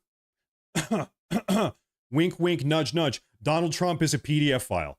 He knows what he's doing. Elon Musk knows what he's doing. He is being intentionally deceptive. He is being intentionally manipulative. He knows what he's doing. This info was out a few years back. He flew the Lolita Express from point A to point B, never went to the island. That is right. That is right. And a lot of people flew on that plane. Listen, the reason why talking about Epstein is so complex is because we need to be totally transparently honest. Just because you met Epstein does not mean you are a child predator. Just because you went to Jeffrey Epstein's island does not mean you're a predator. Just because you went on his private jet does not mean you're a predator. Just because you went to his New York City penthouse does not necessarily mean you're a predator. It's not a good look, sure, I'll grant you that, but it doesn't necessarily mean you are. Okay? Like, once again, Epstein was genuinely successful, connected, he was a socialite, he was mingling, he was going to parties, da-da-da-da-da. He had connections, and that's why he was so successful at what he did. That's what made his presence so powerful, but also evil. Okay? And so, once again, Elon Musk is likewise. Elon Musk, by posting this, seriously, is doing something very evil by doing this. I really, really think this post is immoral. This post is flippant. It is unethical. It's evil of him to post this because, you know, I think all of us would agree, like, Donald Trump is probably not a child predator. Like, I don't think he is. I think he's not. Elon has insight on what's inside the Epstein files, just like everybody else who's in the file. Everybody's going to keep their mouth shut. You know, I think probably someday we will get the files. I think we will. It is disappointing we don't have them yet, but and by the way, thank you, Captain Patriot. But we all agree here. What Elon Musk is doing is sick. Like, this is an evil thing to. In fact, what he's doing is right out of the leftist playbook. Oh, we have political differences. Guess what? You're a child predator. Oh, we have political, we're not totally aligned politically. Well, guess what? You're a PDF file. This is Like the more, honestly, the more I stare at this Twitter post, the more I read this, the more pissed off I get, the more upset I get, because this is so obviously just disgustingly evil. This is such a disgustingly evil thing to do. It really, really is. And then also, mate, no, listen, do you guys want my silver bullet? Do you want me to put an end to all of this? Because there's some people in the chat that are disagreeing with me. Oh yeah? If you, I don't know, if you think I'm wrong about all of this, then explain this. For the last 5 months, Elon Musk has been allowing President Trump to spend time with his son, who's, I don't know, probably 8 or 9 years old. So if you expect me to believe that Elon Musk genuinely believes that Donald Trump is a child predator, then why is he having Donald Trump babysit his son? If you want me to really believe that Elon Musk really believes that Donald Trump is a PDF file. Obama and so many other people who've been linked to Epstein and Diddy, nobody seems to be filing a defamation suit. Wonder why? Yeah, I don't know. This oh my gosh, this tweet has blown up. This has this is like my biggest tweet ever. Wow. Wow.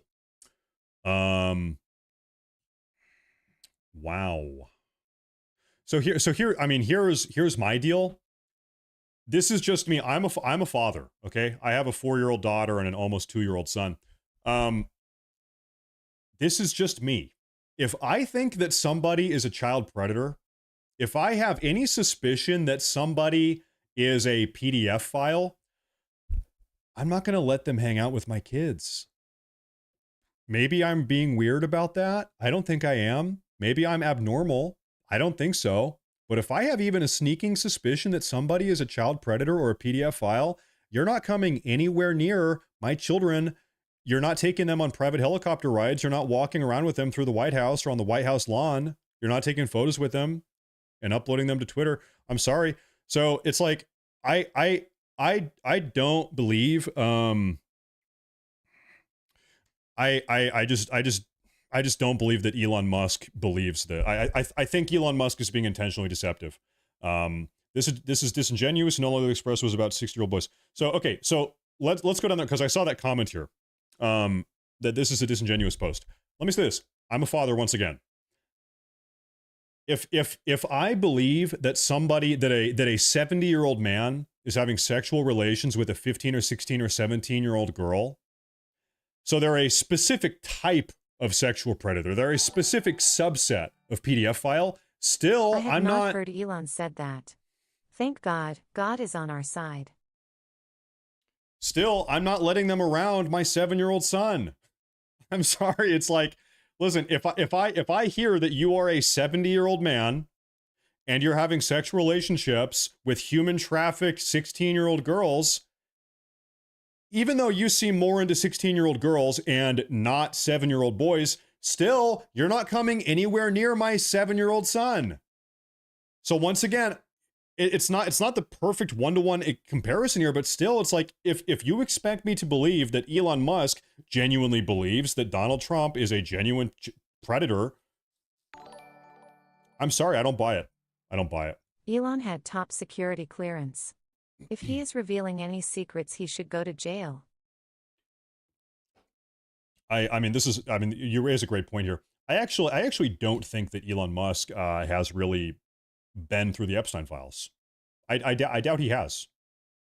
I don't think that was even related to any of the work he was doing. You know? So I guess what I'm trying to say, I would bet money that Elon Musk doesn't even have a firm grasp of what is inside the Epstein files. Matt, have you ever looked after a little girl? Yes, I have a 4-year-old daughter. There's a 4-year-old girl upstairs in my house right now, and a 2-year-old son. So anyway, I listen, once again, I got to go back to this. I think Elon Musk is being evil by posting what he posted. I think this is intentionally manipulative. I think it is intentionally deceptive. I really just think it's totally condemnable, is what I think. Now I'm gonna go to his timeline. I'm sure he has been posting since this. Elon Musk. I haven't looked at his page since then. Now, Sir, you are a maroon. I think you probably spelled moron incorrectly. Also, listen, how about this? I read pretty much everything in my chat. Rather than calling me names, rather than just calling me a maroon, why don't you post an argument or try to actually post something constructive? Okay, so oh, he's doubling down. Look at this. Elon Musk 51 minutes ago posted this video from 1992. I'm going to play this. Let's see what this is. Elon Musk is going, he's going all in. Elon Musk has gone nuclear. Of a Mar-a-Lago party shows Trump giving Epstein his personal attention. The footage, shot in November of 1992, before Trump opened the resort as a club, shows the future president surrounded by cheerleaders for the Buffalo Bills and Miami Dolphins, capturing Trump's fun-loving bachelor lifestyle for an appearance on Faith Daniels' NBC talk show. We're going to get great ratings in your show. Trump is surrounded by women as music blares in the background. After a while, Trump goes to greet 3 new guests, among them the financier Jeffrey Epstein. Come on in. Go inside. More than a decade before his guilty plea on state prostitution charges. Elon Musk is so stupid. I'm sorry. I'm sorry. Elon Musk is acting like a pissed off ex-girlfriend. I'm sorry. This is the stupidest thing I've ever seen. So hold on. I'm supposed to be mad that in 1991, what did they say? 10 years before Epstein was ever convicted of anything, before anyone even knew that Epstein was a bad guy, that Donald Trump shook his hand as he came into a party which had hundreds of people, maybe thousands. I'm supposed to be like, really? That's your nail in the coffin? That's your strongest argument? Really, Elon? You are so stupid. State prostitution charges. Later in the footage, Trump is seen talking to Epstein and another man as women. Look at that. Hold up. Look at this. This is the damning footage. Epstein tries to talk to Trump, and then Trump turns away, blows him off, ignores him, and talks to somebody else. We gotcha. We got you, Donald Trump. You are guilty of blowing off Epstein at a party in 1991. You're going to jail, Donald Trump. Like, really? Seriously? This is the dumbest thing ever. And another man as women are dancing in front of them. Trump alternates. Wow, there's women dancing at a party. You're guilty, Donald Trump. It's over. It's over. Between dancing and pointing out women to Epstein and the other man, and telling Epstein about the cameras. Though exactly what they say is difficult to understand as they discuss the women and their appearances, Trump gestures. Real quick, how do you know that they are discussing the women and their appearances? How do you know that? Because you just said that you have no idea what they're saying. So how exactly do you know what they're saying then? Because you just said you don't know what they're saying. Captain Patriot, thank you very much. Thank you very much. To one and appears to say to Epstein, "Look at her back there. She's hot." Oh no, a guy said a girl is hot. Officer, lock him up. Put him in jail. Donald Trump said a girl is hot. Put him in a prison cell. Send him down to CCOT. Put him in Guantanamo Bay. This is illegal to say a girl is hot, I guess.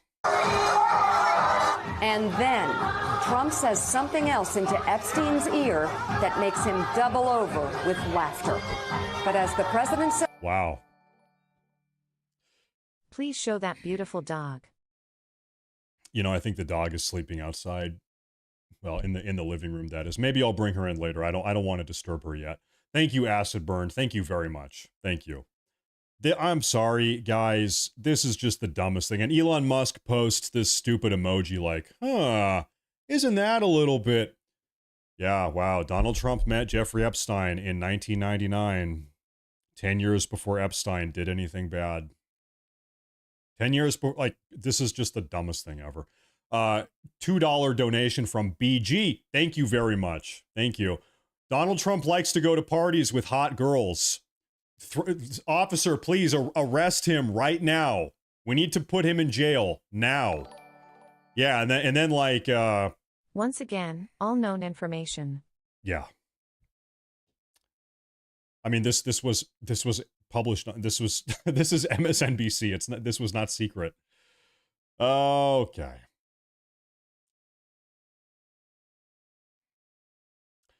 Elon Musk says the Trump tariffs will cause a recession in the second half of this year. He really is just absolutely crashing out. Listen, is he high? Is he on drugs? Is he on drugs or coming off of drugs? What is going on here? He's acting like a total idiot, like a total nincompoop. He posted this video. It just doesn't stop. What is this one here?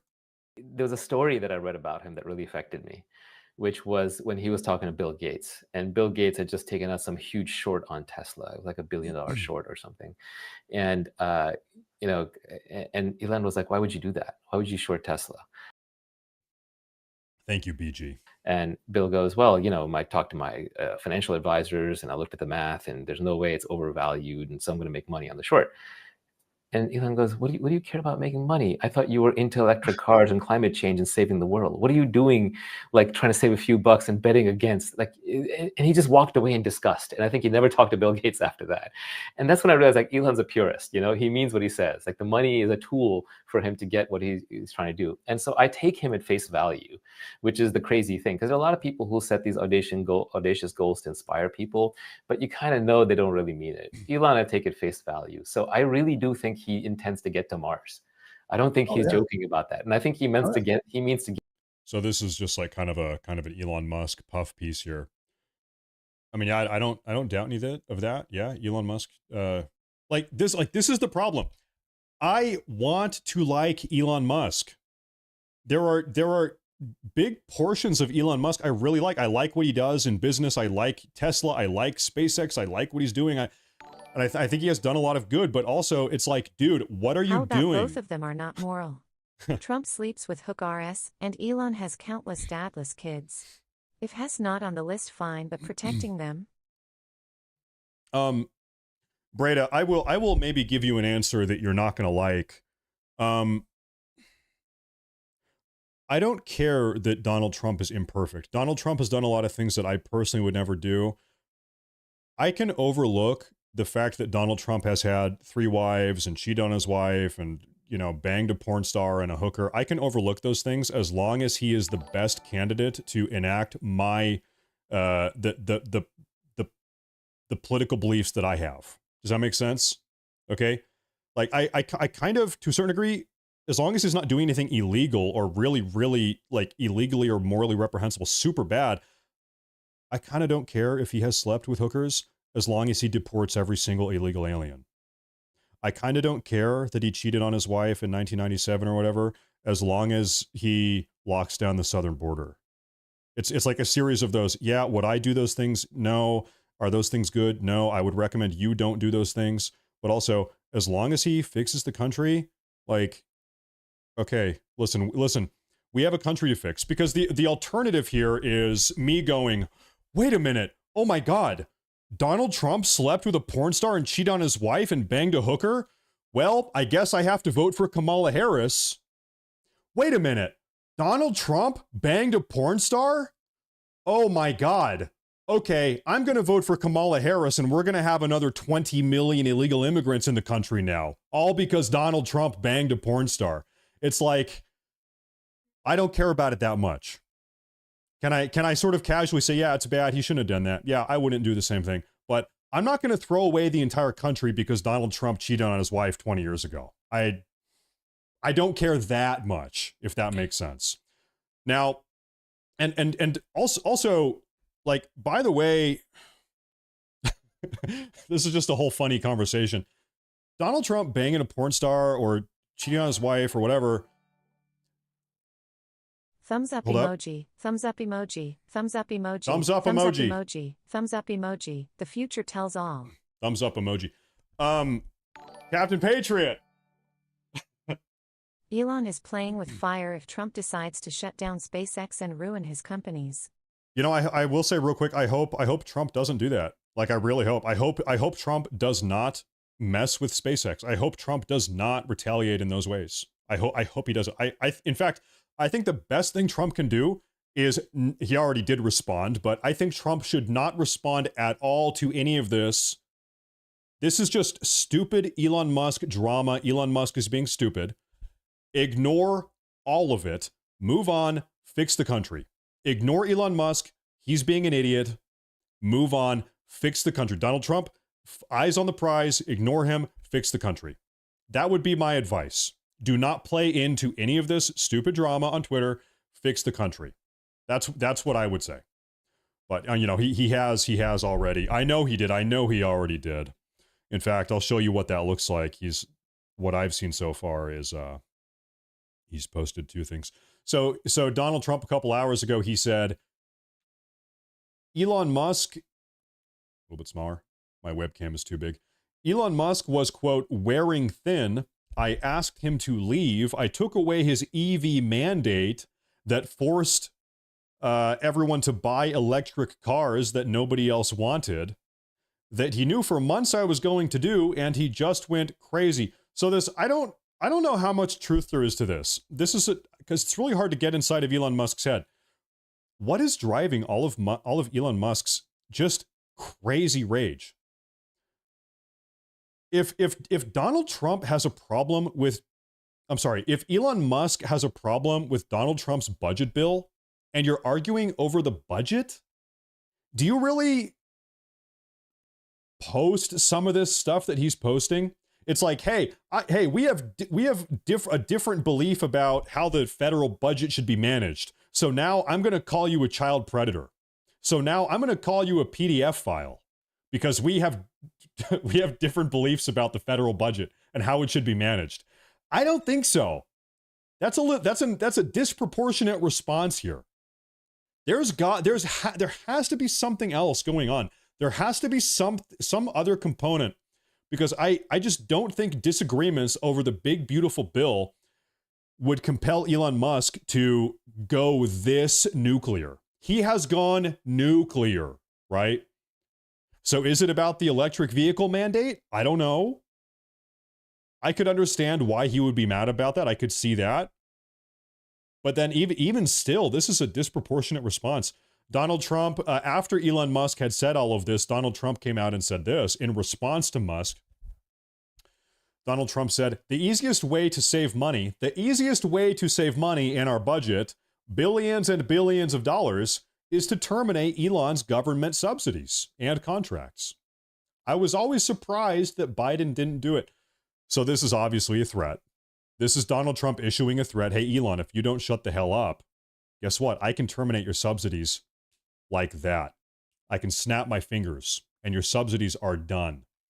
Now, I wish he didn't post this. I think he should not have posted this. In fact, he already has, but I hope he doesn't do this. I hope he does not shut these subsidies down, because I personally believe that SpaceX and Tesla, these are companies, these are businesses that are good for America. I think they're good for humanity as a whole. I think these are good, you know, Elon Musk aside, I'm mad at Elon Musk right now, but him aside, I think these companies are good to have. I think they're good for the country. So I hope we don't shut down those subsidies. I'm going to reload Elon Musk's feed here. Who knows what he's posting? Oh, I didn't see this. Elon Musk is actually doing this. He says, is it time to create a new political party in America that actually represents the 80% in the middle? So Elon Musk now, he's also issuing a threat of sorts. What is the threat? Hey, guess what, Donald Trump? I'm the richest guy in the world. And if you don't treat me with respect or whatever, then I'm going to start spending tens of billions of dollars on destroying the entire American political apparatus. I'm going to destroy not only the Democrats, but I'm going to destroy the Republican Party as well. I'm going to make it's going to be called the Elon Musk Party. Really, he would probably call it the X Party. The X Party is what it's going to be called. So who knows? And I'm sure, by the way, everybody's saying yes. Yeah, everybody's saying yes here. I had to vote to look at that. Elon is unhinged. I think Elon is unhinged right now. I agree with you. Now, There is something I wanted to see here. Gosh, it's just so buried. This guy has been posting all day.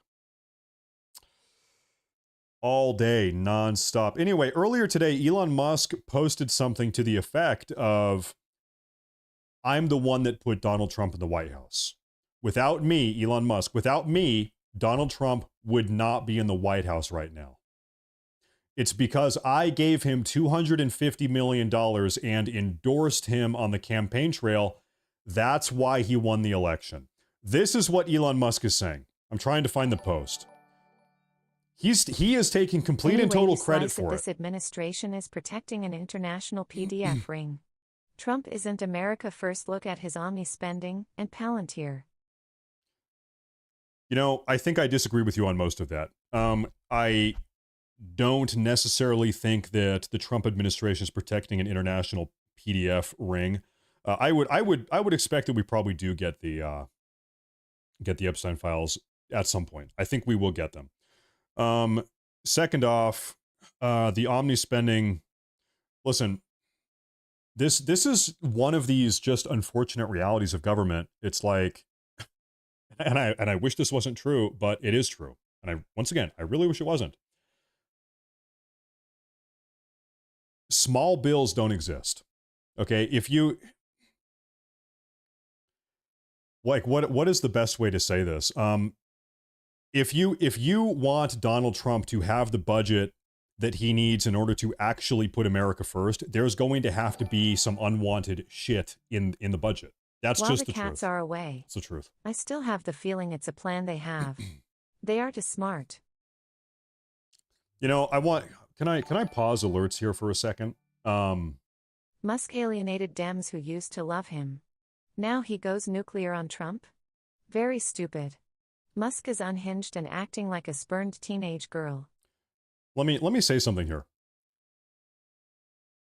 The reason why the progressive left has been so effective politically at reshaping this country in the way that they have wanted to reshape it. Pause. Elon thinks he's a symbol of futurist optimism of humanity, mixed with his autism and feeling betrayed. He's crashed. You know. Okay. Here's what I'm going to do. Well, I'm going to mute alerts. Do not donate here for a second. Let me spit this out. The reason why the far left radical progressives have been so incredibly successful at reshaping this country, pushing their anti-American radically progressive agenda, and they have been so successful at doing it for the last 50 or 60 years. And I wish it wasn't the case, because obviously I and you, none of us agree with it, but I cannot deny the radical progressives have been so successful at tearing down traditional American institutions and pushing in their radical progressive bullshit. It is true. They have been winning for so long. The conservatives have failed really at conserving anything. And I hate to say it once again, but it is the truth. Now let's talk about why they have been so successful. They've been so successful. It's because the progressives have had a long-term, longitudinal plan. They don't have plans for 1, 2, 3, 4, 5 years. The progressives said, listen, we have a 50-year plan. We have a 100-year plan, and we're going to make slow, very slow, incremental gains. You know, all of us are like the frog sitting in the boiling pot. Okay, there's a communist term. The communists say it's the slow march. If you just try to shove communism onto somebody as a whole, they're going to reject it. They're going to say, ew, gross, communism, I don't want it. But if over the course of 50 years, you very slowly, incrementally ramp up the communism, then people adjust slowly to it. And before you know it, after 50 years, it's like, hold up, hold up, this entire country is communist. What the hell happened?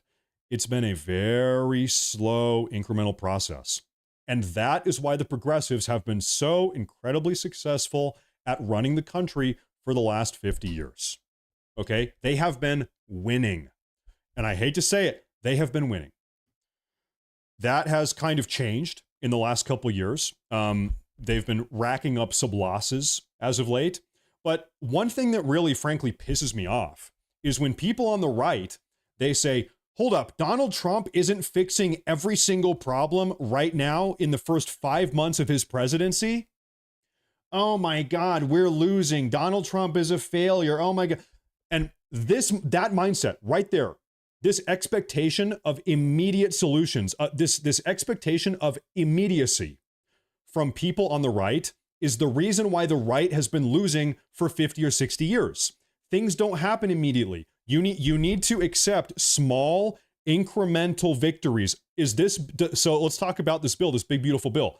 Does the big beautiful bill fix every single problem in the country now? No, of course not. That's impossible. That's not how any of this works.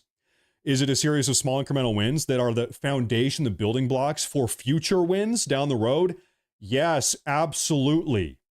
And so this like incompetent expectation for immediate victory from people on the right, this is why you lose. This is why we lose. You need to accept small incremental wins and take them where you can and view them as the building blocks that they are. They say Rome wasn't built in a day.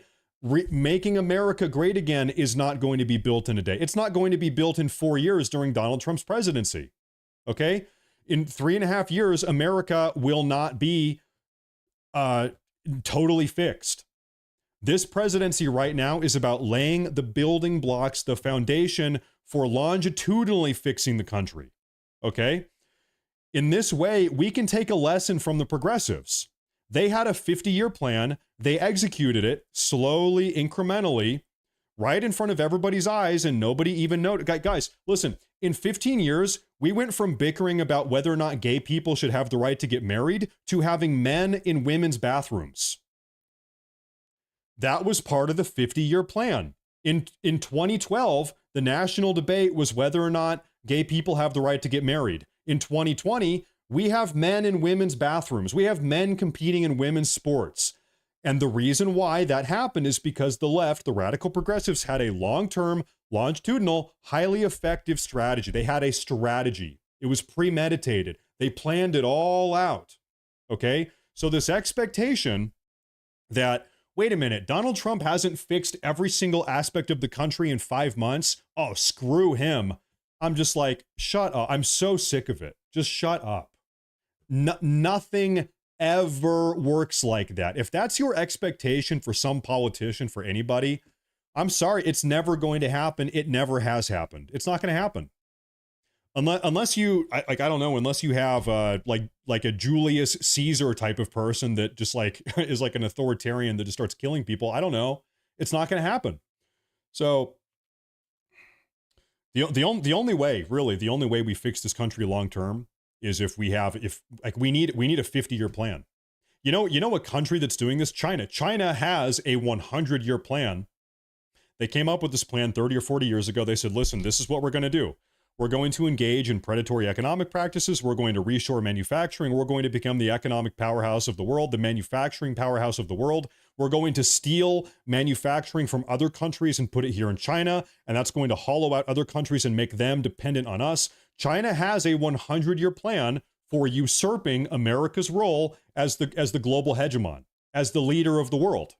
And right now, once again, up until President Trump stood up to China in the last couple months, China was winning. Their plan was working. Everybody was blindly, with their eyes closed, walking into the future without a plan, saying everything is going to be all right, it's going to be okay. And China was winning. They were preying on the world's ignorance. And President Trump was the first person, like ever, literally ever, to say, hold up, I know exactly what they're doing. I look at China, I know exactly the game they are playing. They're not trying to win a year from now. They're trying to win 20 or 30 or 40 years from now. And if we don't stop them now, it's going to become too late. It will be too late. We have to do it now. Hold up. I know what the Democrats are doing. They are industrially importing third world immigrants to vote in our elections and undermine the integrity of our democratic republic. And if we don't stop them now, it's going to be too late. We have to do it now. We have to stop it now. We have to get these illegal immigrants, these illegal aliens, out of the country now. If we wait 5 or 10 years, it is too late. The country is gone.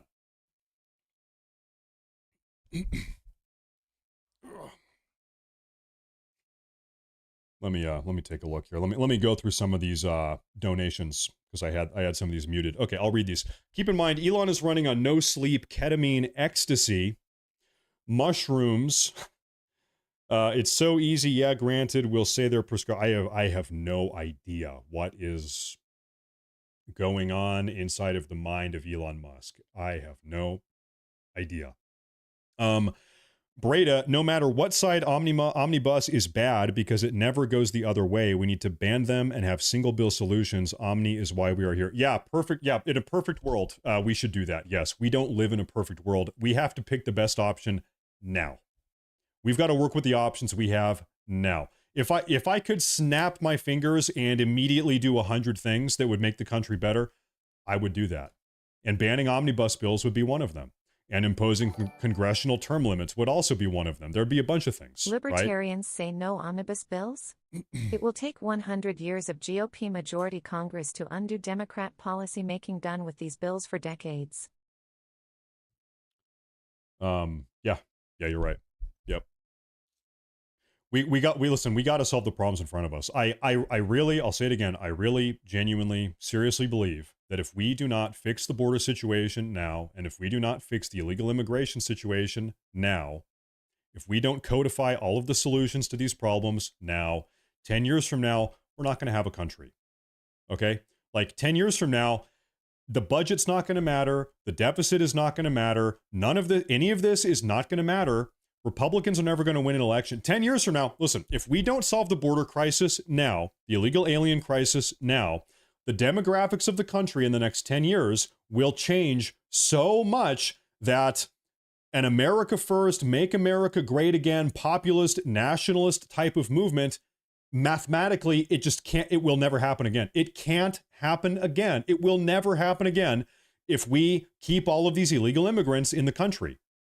If we allow more of them in the country. Any sort of Make America Great Again, we're going to put America first. We're going to actually put American citizens first. That movement is dead. We are not going to have an option. So listen, I'm going to be explicit.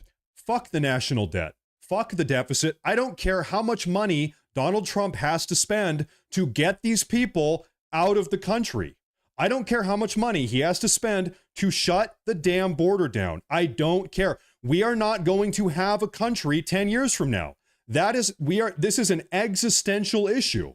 Oh, but the bill, the deficit, I don't give a shit. These people have got to go. We need to stop them from coming in the country ever again. This problem has got to be solved now because we cannot solve it 10 years from now. It has to happen now. Period. I don't care about anything else. I do care about other things, but everything else, every other concern you have about this country follows this primary concern, which is illegal immigration. Everything else falls to the wayside if we can't solve this pillar of an issue. If we don't solve this issue, the entire system is screwed. And I'm sorry, but that just is how it is. I see Lori in the chat says, I want the 1970s back. Well, let's be honest. What is the difference between 2025 and 1975? About 60 million illegal aliens. That is the difference. You know why the country is worse in almost every single aspect today than it was in 1975, 50 years ago? It's because about 60 million illegal people are in the country right now. That's why. Once again, we need to solve this issue. These people have got to get the hell out of the country. It is our obligation to get them out.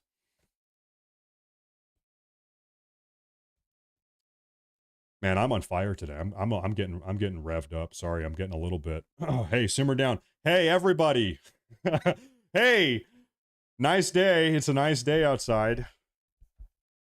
A month from now is going to be the 4th of July. We love the 4th of July. It's awesome. The weather is nice. We have great weather today.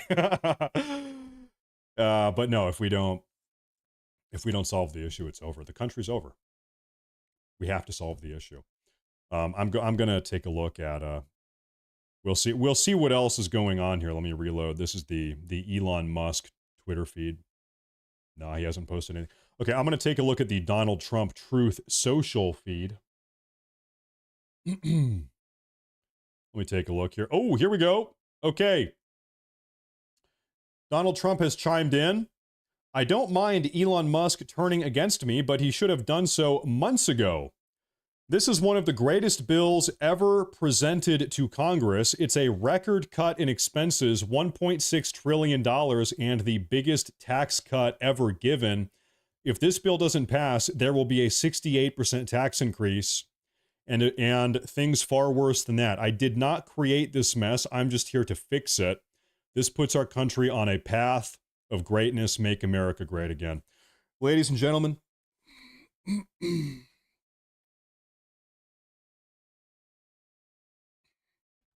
sorry, my father-in-law was wearing my hat the other day. I need to resize it. My father-in-law spent the last 2 weeks with us. He's about all the way 20 from to Germany. 30 million people that have came across the border during Joe Biden. What about the 10 or 15 million illegals that were here before that? I know, that's what I'm saying. It's 20 million in the last 4 years, but we had tens of millions before that. I know, this is a massive problem. You're right. Why does deporting illegals have to be part of an omnibus?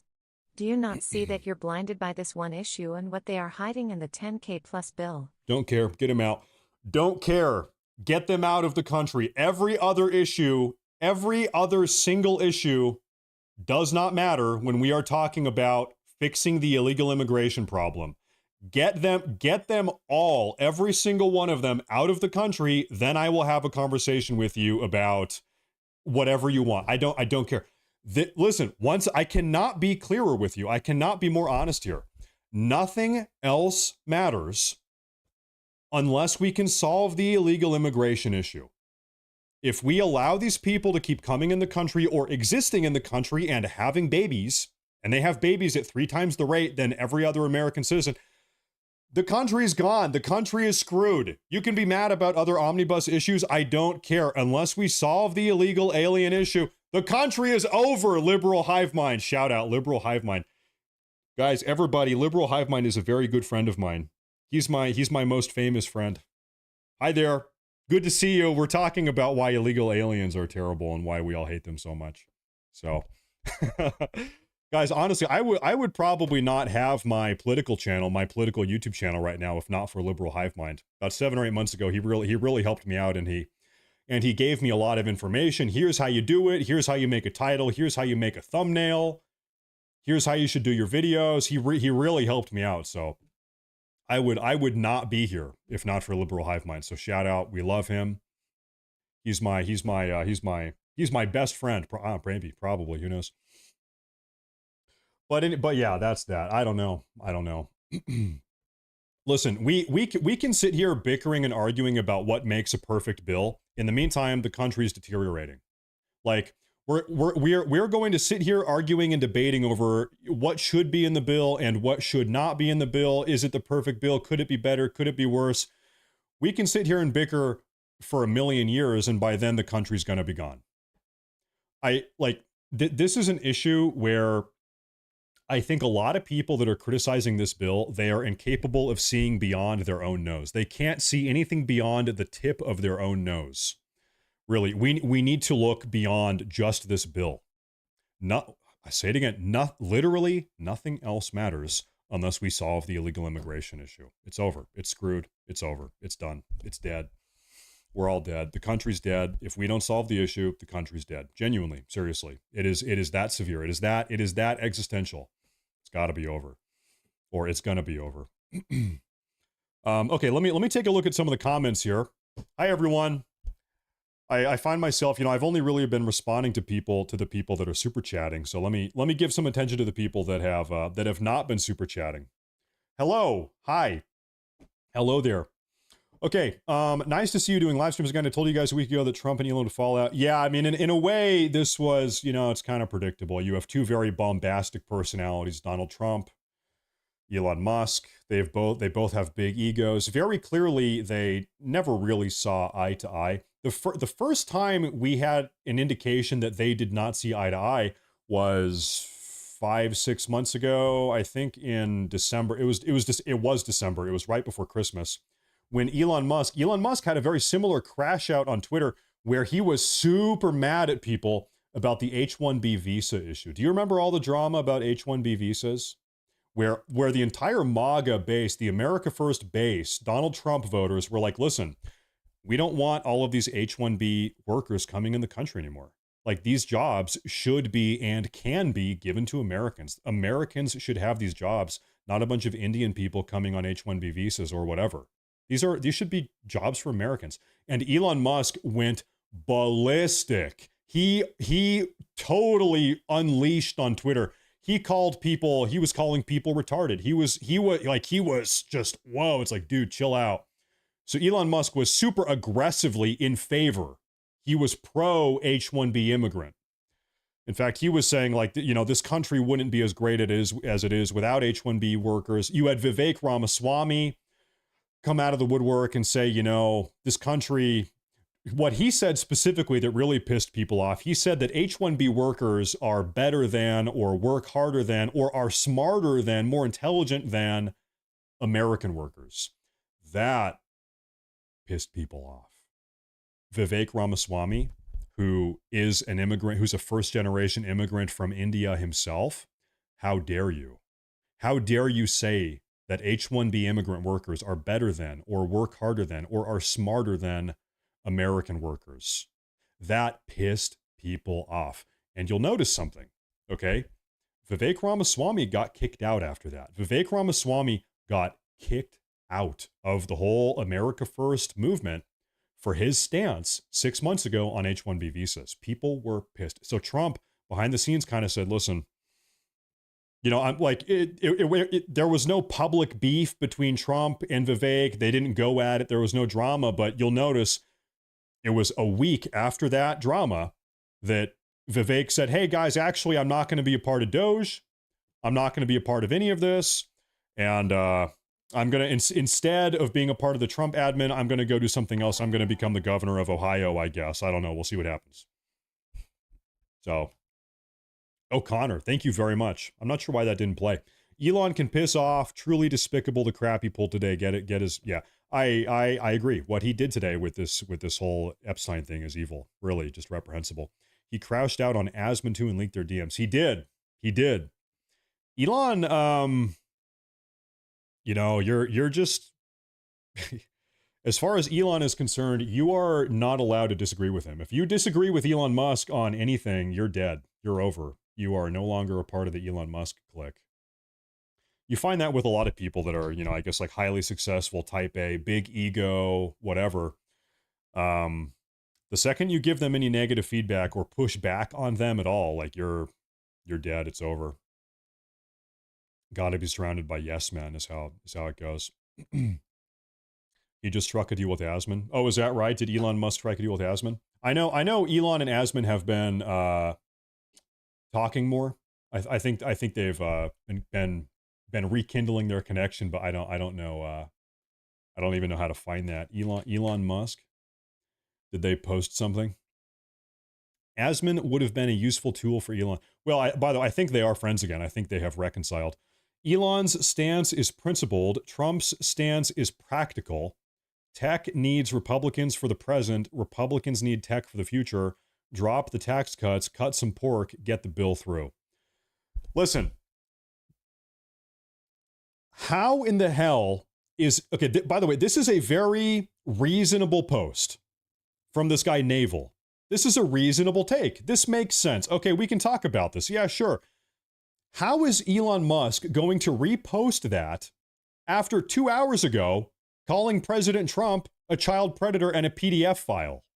Like, really?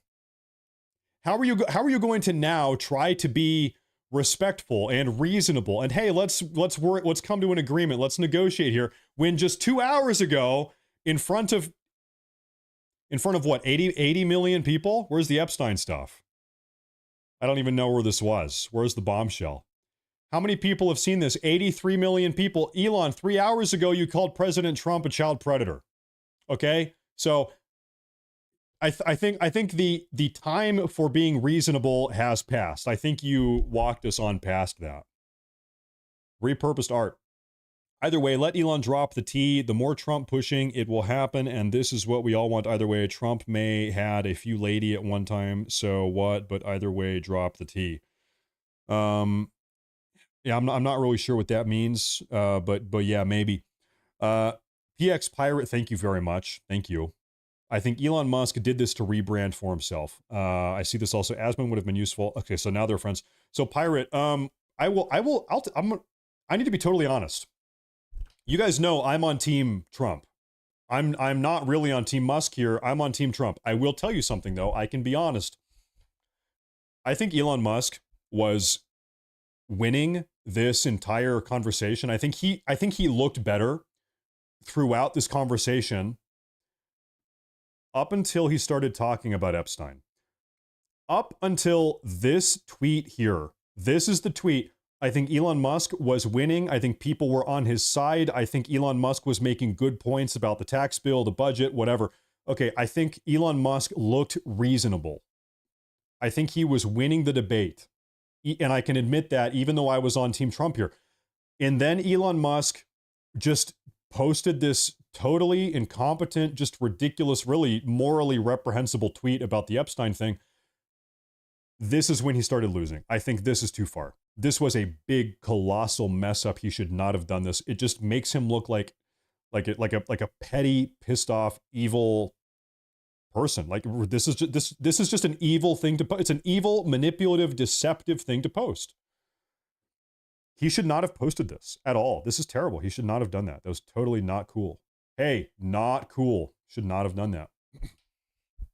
If your critique is just explicitly about the bill, if it's about the deficit and the budget, fine. Levy your critique. But you can't go flippantly calling people child predators. I'm sorry. Like at that point, it's over. You have lost your moral high ground. You lose at that point. And we all know exactly what he's doing here. Should not have done that. Especially if it turns out it's not true. Well, you know, we had a big conversation about this about an hour ago. I personally believe that Donald Trump is somewhere. His name, I'm sure, is somewhere in the Epstein files.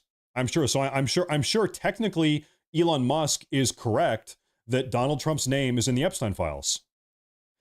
Does that necessarily mean that he's implicated in any crimes or that he's a sexual predator or a PDF file? Absolutely not. Of course not. I'm sure there are thousands or tens of thousands of names in the Epstein files because Epstein had business dealings, social party get-together interactions with a lot of people. He was very well connected. He was an influential socialite billionaire. Epstein, and that's what made him so effective at what he was doing. So I'm sure like Elon Musk is technically right about this tweet that his name, Trump's name, is in the files, but he knows what he's doing. The implication of this tweet is that Donald Trump is a sexual predator. The implication of this tweet is that Trump is a PDF file. The implication of this tweet is that Trump is a child predator. And he knows intentionally what he's doing. He's intentionally trying to be deceptive and manipulative by posting this. He knows exactly how evil what he's posting is. This is a terrible, evil, morally reprehensible thing to post. I'm sorry, but it is. It's terrible. He should not have posted this. He knows exactly what he's doing. Captain Patriot, maybe Elon should give Don Lemon a second chance. Yeah, maybe get him on the platform. Don Lemon. Forgot about that guy. Totally forgot about that guy. Don Lemon. Who knows? Elon is a child that doesn't understand the national debt. Trump has a plan to grow the economy, and if we don't increase the debt ceiling, we would go into default. I mean, both of those things are true. It's a complex topic. Here's just like another thing. I kind of said this earlier, but I'll be very clear about this. For the last 60 or 50 or 60 or 70 years, we have had presidential administrations and congressional assemblies that have been totally fine with increasing the national debt. Okay, and also the way that they were spending the money for the last 50 or 60 years was the opposite of what Trump is doing now with the America First agenda. The way past congressional assemblies and past presidential administrations were spending our money and putting our nation in debt, they were getting us involved in foreign wars. They were importing millions of illegal aliens. They were doing all type of anti-American behavior while also putting us into debt. But now we have President Trump in office, and now he's saying, listen, guys, I need money to clean up the mess all the other administrations have made. That's what this bill is about. This bill is pretty much let's clean up the mess the other presidential administrations have created. That's maybe the better term for this bill. But now you have all these people coming out of the woodwork saying, hold up, no, we don't have money for that. Actually, yeah, I know you're trying to fix the country and clean up the mess everybody else made that came before you, but we don't have money for that. Yeah. Now, all of a sudden, for the first time in 70 years, we need to be really, really careful about our national debt. Yeah, we just don't have the money for that. And I'm like, listen, screw you. Screw you. You're going to turn a blind eye to 70 years of debt increases and increasing the deficit and spending money in all types of anti-American ways, USAID, foreign funding, foreign wars, illegal aliens. You're going to turn a blind eye to all of that shit that got us in this mess in the first place. And now we have a president in the White House that actually wants to fix those issues. And now the entire establishment is going to speak up and say, actually, well, we don't have that in the budget. Screw you. Screw you. I know exactly what you're doing. We all know exactly what is going on here. And also, by the way, we know for a fact that in 18 months, when the Republicans lose the House, maybe the Senate, or in maybe 3.5 years when the Democrats take back the White House, God forbid, we all know for a fact the second the Democrats are back in control of this country, all of this fake concern about deficit and debt and spending, all of that fake concern is out the damn window, and they're going to start spending money like we've never seen before. How? To get us involved in more foreign wars, to send more money abroad for transgender surgery clinics in Madagascar and whatever else they're doing, LGBTQ programs in Nairobi. And they're also going to import another 20, 30, 40, 50 million illegal aliens. So, very obviously, these people don't give one crap about the deficit. They don't give one crap about the debt. The only reason they are pretending to care about these issues is because President Trump is trying to solve them now. That's why. It is just gaslighting and emotional manipulation at the highest level. And I'm not buying it. Like, I don't buy it. This is a load of bullshit. If Trump needs money to fix the issues, to clean up the messes everybody else has made, as far as I'm concerned, write him a blank check. As long as Trump is actually doing the work we need him to do, give this man the money, clean up the messes, fix the problems, fix the country, make the country great again. Do it. How much money do you need? I don't care. Double it. Give him the money. Donald Trump wants to hire 10,000 ICE agents. I want him to hire 20,000. I want him to hire 50,000 ICE agents. Donald Trump wants to build a wall and he wants $20 billion to build a wall. I say give him $40 billion and build 2 walls. Listen, I'm like, we need to fix the problems. These issues need to be fixed. And if we don't fix them, then, like I've said, in 10 years' time, we are not going to have a country. We're not going to have a country anymore. We're not going to have a country anymore. And then not a single one of these issues is going to matter. Nothing matters at that point. If we have another 50 million illegal aliens in the country, first off, the Republicans are never going to win another election again. The math just won't be there. It's not even mathematically possible if there are 50 million more illegal aliens in the country. It's just not going to happen. Right. Like I think people don't get it. Right now, right this very moment, the fate of the country hangs in the balance. This country is facing right now, at this very moment, an existential crisis. We all put President Trump back in the White House to solve the existential crisis. And if we don't give him the budget to do that, the country is kaput. The country's over. Your neighbor across the road, to the left and to the right, all of your neighbors and the family behind you, guess what? They're all going to be Trende Aragua gang members. Your neighborhood is going to be nothing but Trende Aragua gang members. How does that sound? Really, how does that sound? Do you want your entire neighborhood to be nothing but Trende Aragua gang members? Do you want to worry about a gang shooting every time you walk out of your front door? Because that is the future that you can look forward to if Donald Trump does not get the budget to fix these issues. Seriously. Like, I know that might sound hyperbolic. That is literally what is at stake. And we know we know that that's what is at stake because that has already happened in huge portions of the country. It's 8 a.m. You're leaving your house to go get in your car. Well, your window is smashed and your catalytic converter has been stolen by illegal aliens. Have fun. Have a good day at work. It's a Monday morning and your window is smashed and you don't have a catalytic converter anymore because an illegal alien stole it. Have a good day at work. Have a good Monday. That's what happens. You say, well, I guess I'm going to have to take the bus. 160 billion deficit in 6 mo. He deserves the trust. You say, well, okay, I guess my car is all messed up, but I'm going to take the bus now. You get on the bus. Nobody speaks English. Everybody is speaking Indian and Spanish and Pakistani, whatever the hell languages they speak. You can't understand anybody. The bus driver is a Pakistani person. And then you're sitting on the bus and everybody's screaming in foreign languages, Why and then you get does everybody shot. keep thinking the Democrats are going to win in the midterms? Acting like Republicans aren't going to vote. We will probably lose the House. I hate to say it. I think we won't lose the Senate, but we probably are going to lose the House. And by the way, like, just even if we don't, and I hope we don't, we need to act now in this moment as if we will not have the House or the Senate or the White House 4 years from now. We need to make decisions in the moment, right this very second, as if this is our last chance. We cannot rely on having the House and the Senate and the White House 4 years from now. We need to act with this. This needs to be imperative. The Patriot Act on steroids, We have which to is do leading this. us towards social credit score, is part of the bill. Why does that have to be in that bill?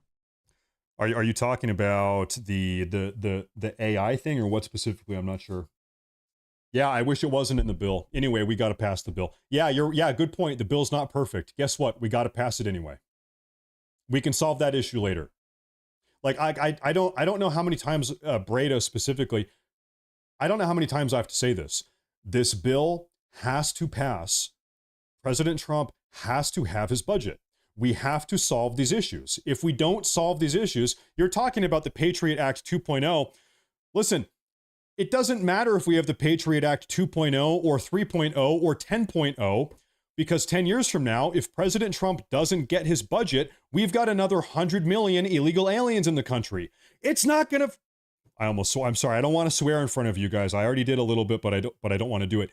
It doesn't matter. We could have the Patriot Act 100.0 times infinity, and it wouldn't matter if we have 100 million more illegal aliens in the country. That issue needs to be solved. Nothing else matters. Of course, other things matter. Yeah, don't get me wrong. This matters more. We have a chance. This is the only chance, perhaps the only chance we will ever have again in the future, period, to solve the issue. The issue has to be solved now. It is imperative. No, I'm sorry. That is just the truth. I'm sorry. No swearing. Sorry. I'm a good boy. I've never sworn. I've never said a curse word ever in my life. Now I'm lying to you guys. No, I have, but I take it back. I'm sorry. I'm sorry. Really, please just forgive me. I'm sorry. Forgive me. I'm sorry. Anyway. I'm sorry the bill 1000% doesn't have to pass. They should have been more direct versus a lot of things that are very bad, so no, it will not pass. Well, listen, I'm just like, I'm going to be honest, okay? If the bill doesn't pass, and maybe it won't. Maybe you're right. Maybe the bill will not pass. If Donald Trump is not given the money he needs to solve these issues, then you can look forward to having another couple dozen million illegal immigrants in the country.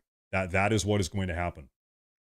That is the fate of the country if Trump cannot get the budget to enact his agenda. That is what happens. So I hope that is not the case.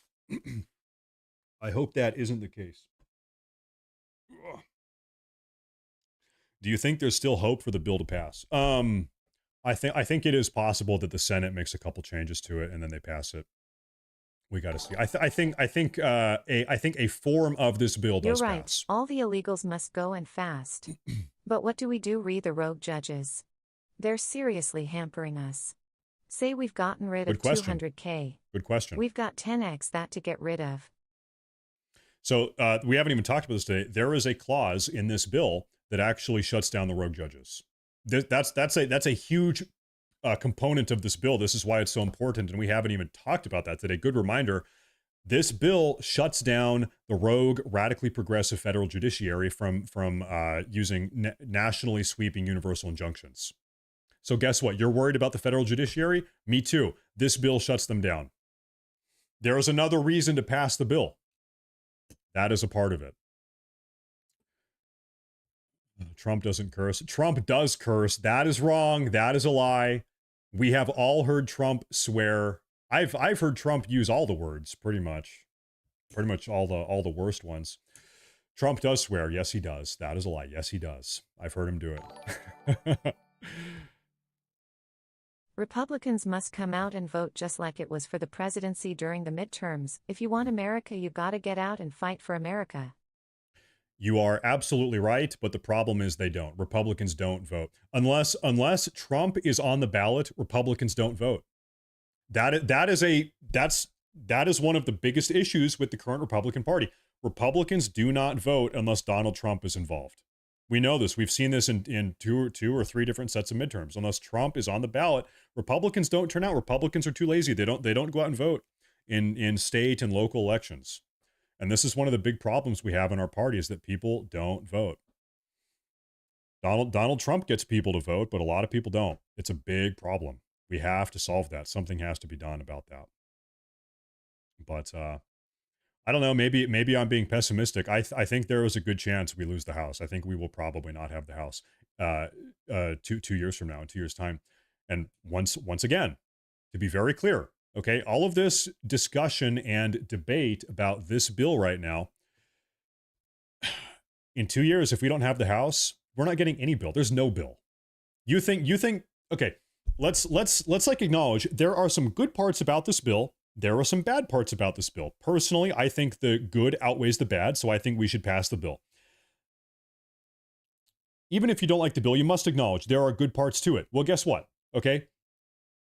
In 2 years' time, if we lose the House, there's no bill. I would rather have a good bill with some bad parts than no bill. And 2 years from now, there will very likely be no bill because we're going to lose the House. That's almost a certainty. So once again, it is kind of now or never. It's got to happen. It's got to be done. If you want America, you must vote Republican. This is something I say all the time in my videos. You guys have probably heard me say this, but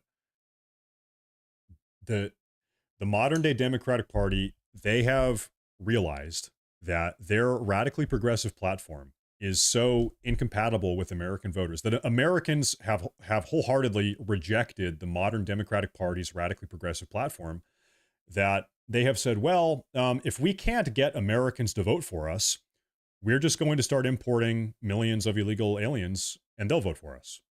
That like very clearly, that is their plan. That is explicitly the plan. Americans don't vote for us, so we're going to import new voters that we think will vote for us. We're just going to replace Americans. We're going to replace American voters with third world foreign imports because they'll vote for us, because they're beholden to us, because the Democratic Party, they are the ones giving them access to taxpayer-funded entitlements. Okay, so they're like, well, the illegal aliens are going to vote for us because we're the ones that let them in and we're the ones giving them free stuff. So of course they're going to vote for us. And we just saw during the Biden era, they allowed 20 million into the country. And if the Democrats get control of the White House again, they're going to do the same thing. They will do the same thing. They're just going to keep on importing third world illegal immigrant voters. That is the plan. So once again, I'll say it again. I've said it a million times today. If Trump does not get his budget, then we're screwed. It's over. They've done that since the 1980s in California, Oregon, and Washington. Oregon in the 80s used to be red. Washington was red in the 70s. California was red late 80s or early 90s. You're right about that. You'll notice, you remember Ronald Reagan, during his presidency, I want to say 1986, granted amnesty to about 3 million illegal aliens.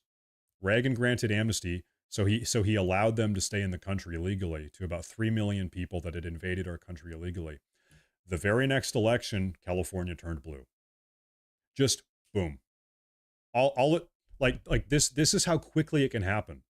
California went from electing Ronald Reagan to 3 million illegal aliens being given amnesty to being red, to flipping from red to blue for the next 40 years. That is the immediacy of this issue. The same thing could happen in Texas. Think about all of these kind of purple states that are within a 5-point margin of teetering from red to blue or blue to red. If we allow this to happen, Pennsylvania is blue forever. Texas goes blue forever. Michigan, Ohio, Wisconsin, all of these states are blue forever. And then it's just over. Maybe Florida goes, who knows? It's over. Arizona goes blue forever. When I say that the future of the nation is hanging in the balance right now, it's this is what I'm talking about. This is what we're talking about. We have got to solve these issues. But ladies and gentlemen, we have been live for about 2 hours, maybe 2.5 hours, and it is 3:36 in the afternoon. I need to wrap it up. I need to get to work making YouTube videos for tomorrow. So I need to wrap it up. I need to get to work, really. So thank you all very, very much for tuning in. And also, by the way, guys, today we were celebrating getting 500,000 subscribers here on the YouTube channel. We did that earlier today. So thank you all very much for tuning into the channel, watching the videos, subscribing, and being a part of the community. Thank you all very, very much. I appreciate it. Thank you all very, very much. Now, a little bit of a teaser. It's not going to happen yet, but it's going to happen soon. Low key, kind of on the back burner. I am slowly planning on integrating daily 1 to 2 hour long streams, kind of like this. A little bit more structured. This was kind of all over the place, but daily streams Our generation are needs happening to hold kind of these soonish. people to a higher standard. We compromise too much at our own expense. Hope I'm wrong. Genuinely love you. It's no doubt it's a tough situation. It's a rough situation. You have to kind of choose between two bad scenarios, I guess. But you know, most certainly one scenario is better than the other. That is the truth. So thank you very much. Thank you. I appreciate all of you guys tuning in today, ladies and gentlemen. Thank you very much. I guess keep watching the videos. I appreciate that. And at some point soonish, we're going to be doing more daily live streams here on the YouTube channel. So thank you all very much. Thank you. And I am out of here. Have a good, whoa, the final donation of the day. Whoa. Matt, the most critical question tonight. Inquiring minds want to know. Do you mostly keep your AI voice generator set to Darth Vader or Barry White? Your loyal fans like to bust your bees a bit. Thanks for another great stream. Congrats on 500K. Okay, first off, I'm gonna say thank you very much. I appreciate that, Michael. On the way out of the stream, I will flip off my AI voice generator, and I'll let you guys hear my real, unadulterated voice. Okay, you ready? Let me flip off my AI voice generator here. Flip it off. Beep, boop, beep, boop, beep, boop, beep. All right. You guys want to hear my real voice? Here it is. Hey, everyone. Thank you for tuning into Matt Morris TV. Thank you all for tuning into the stream. Thank you, Michael P, for the $100 donation. And keep on watching the videos. Thank you, everybody. I'm out of here. Good.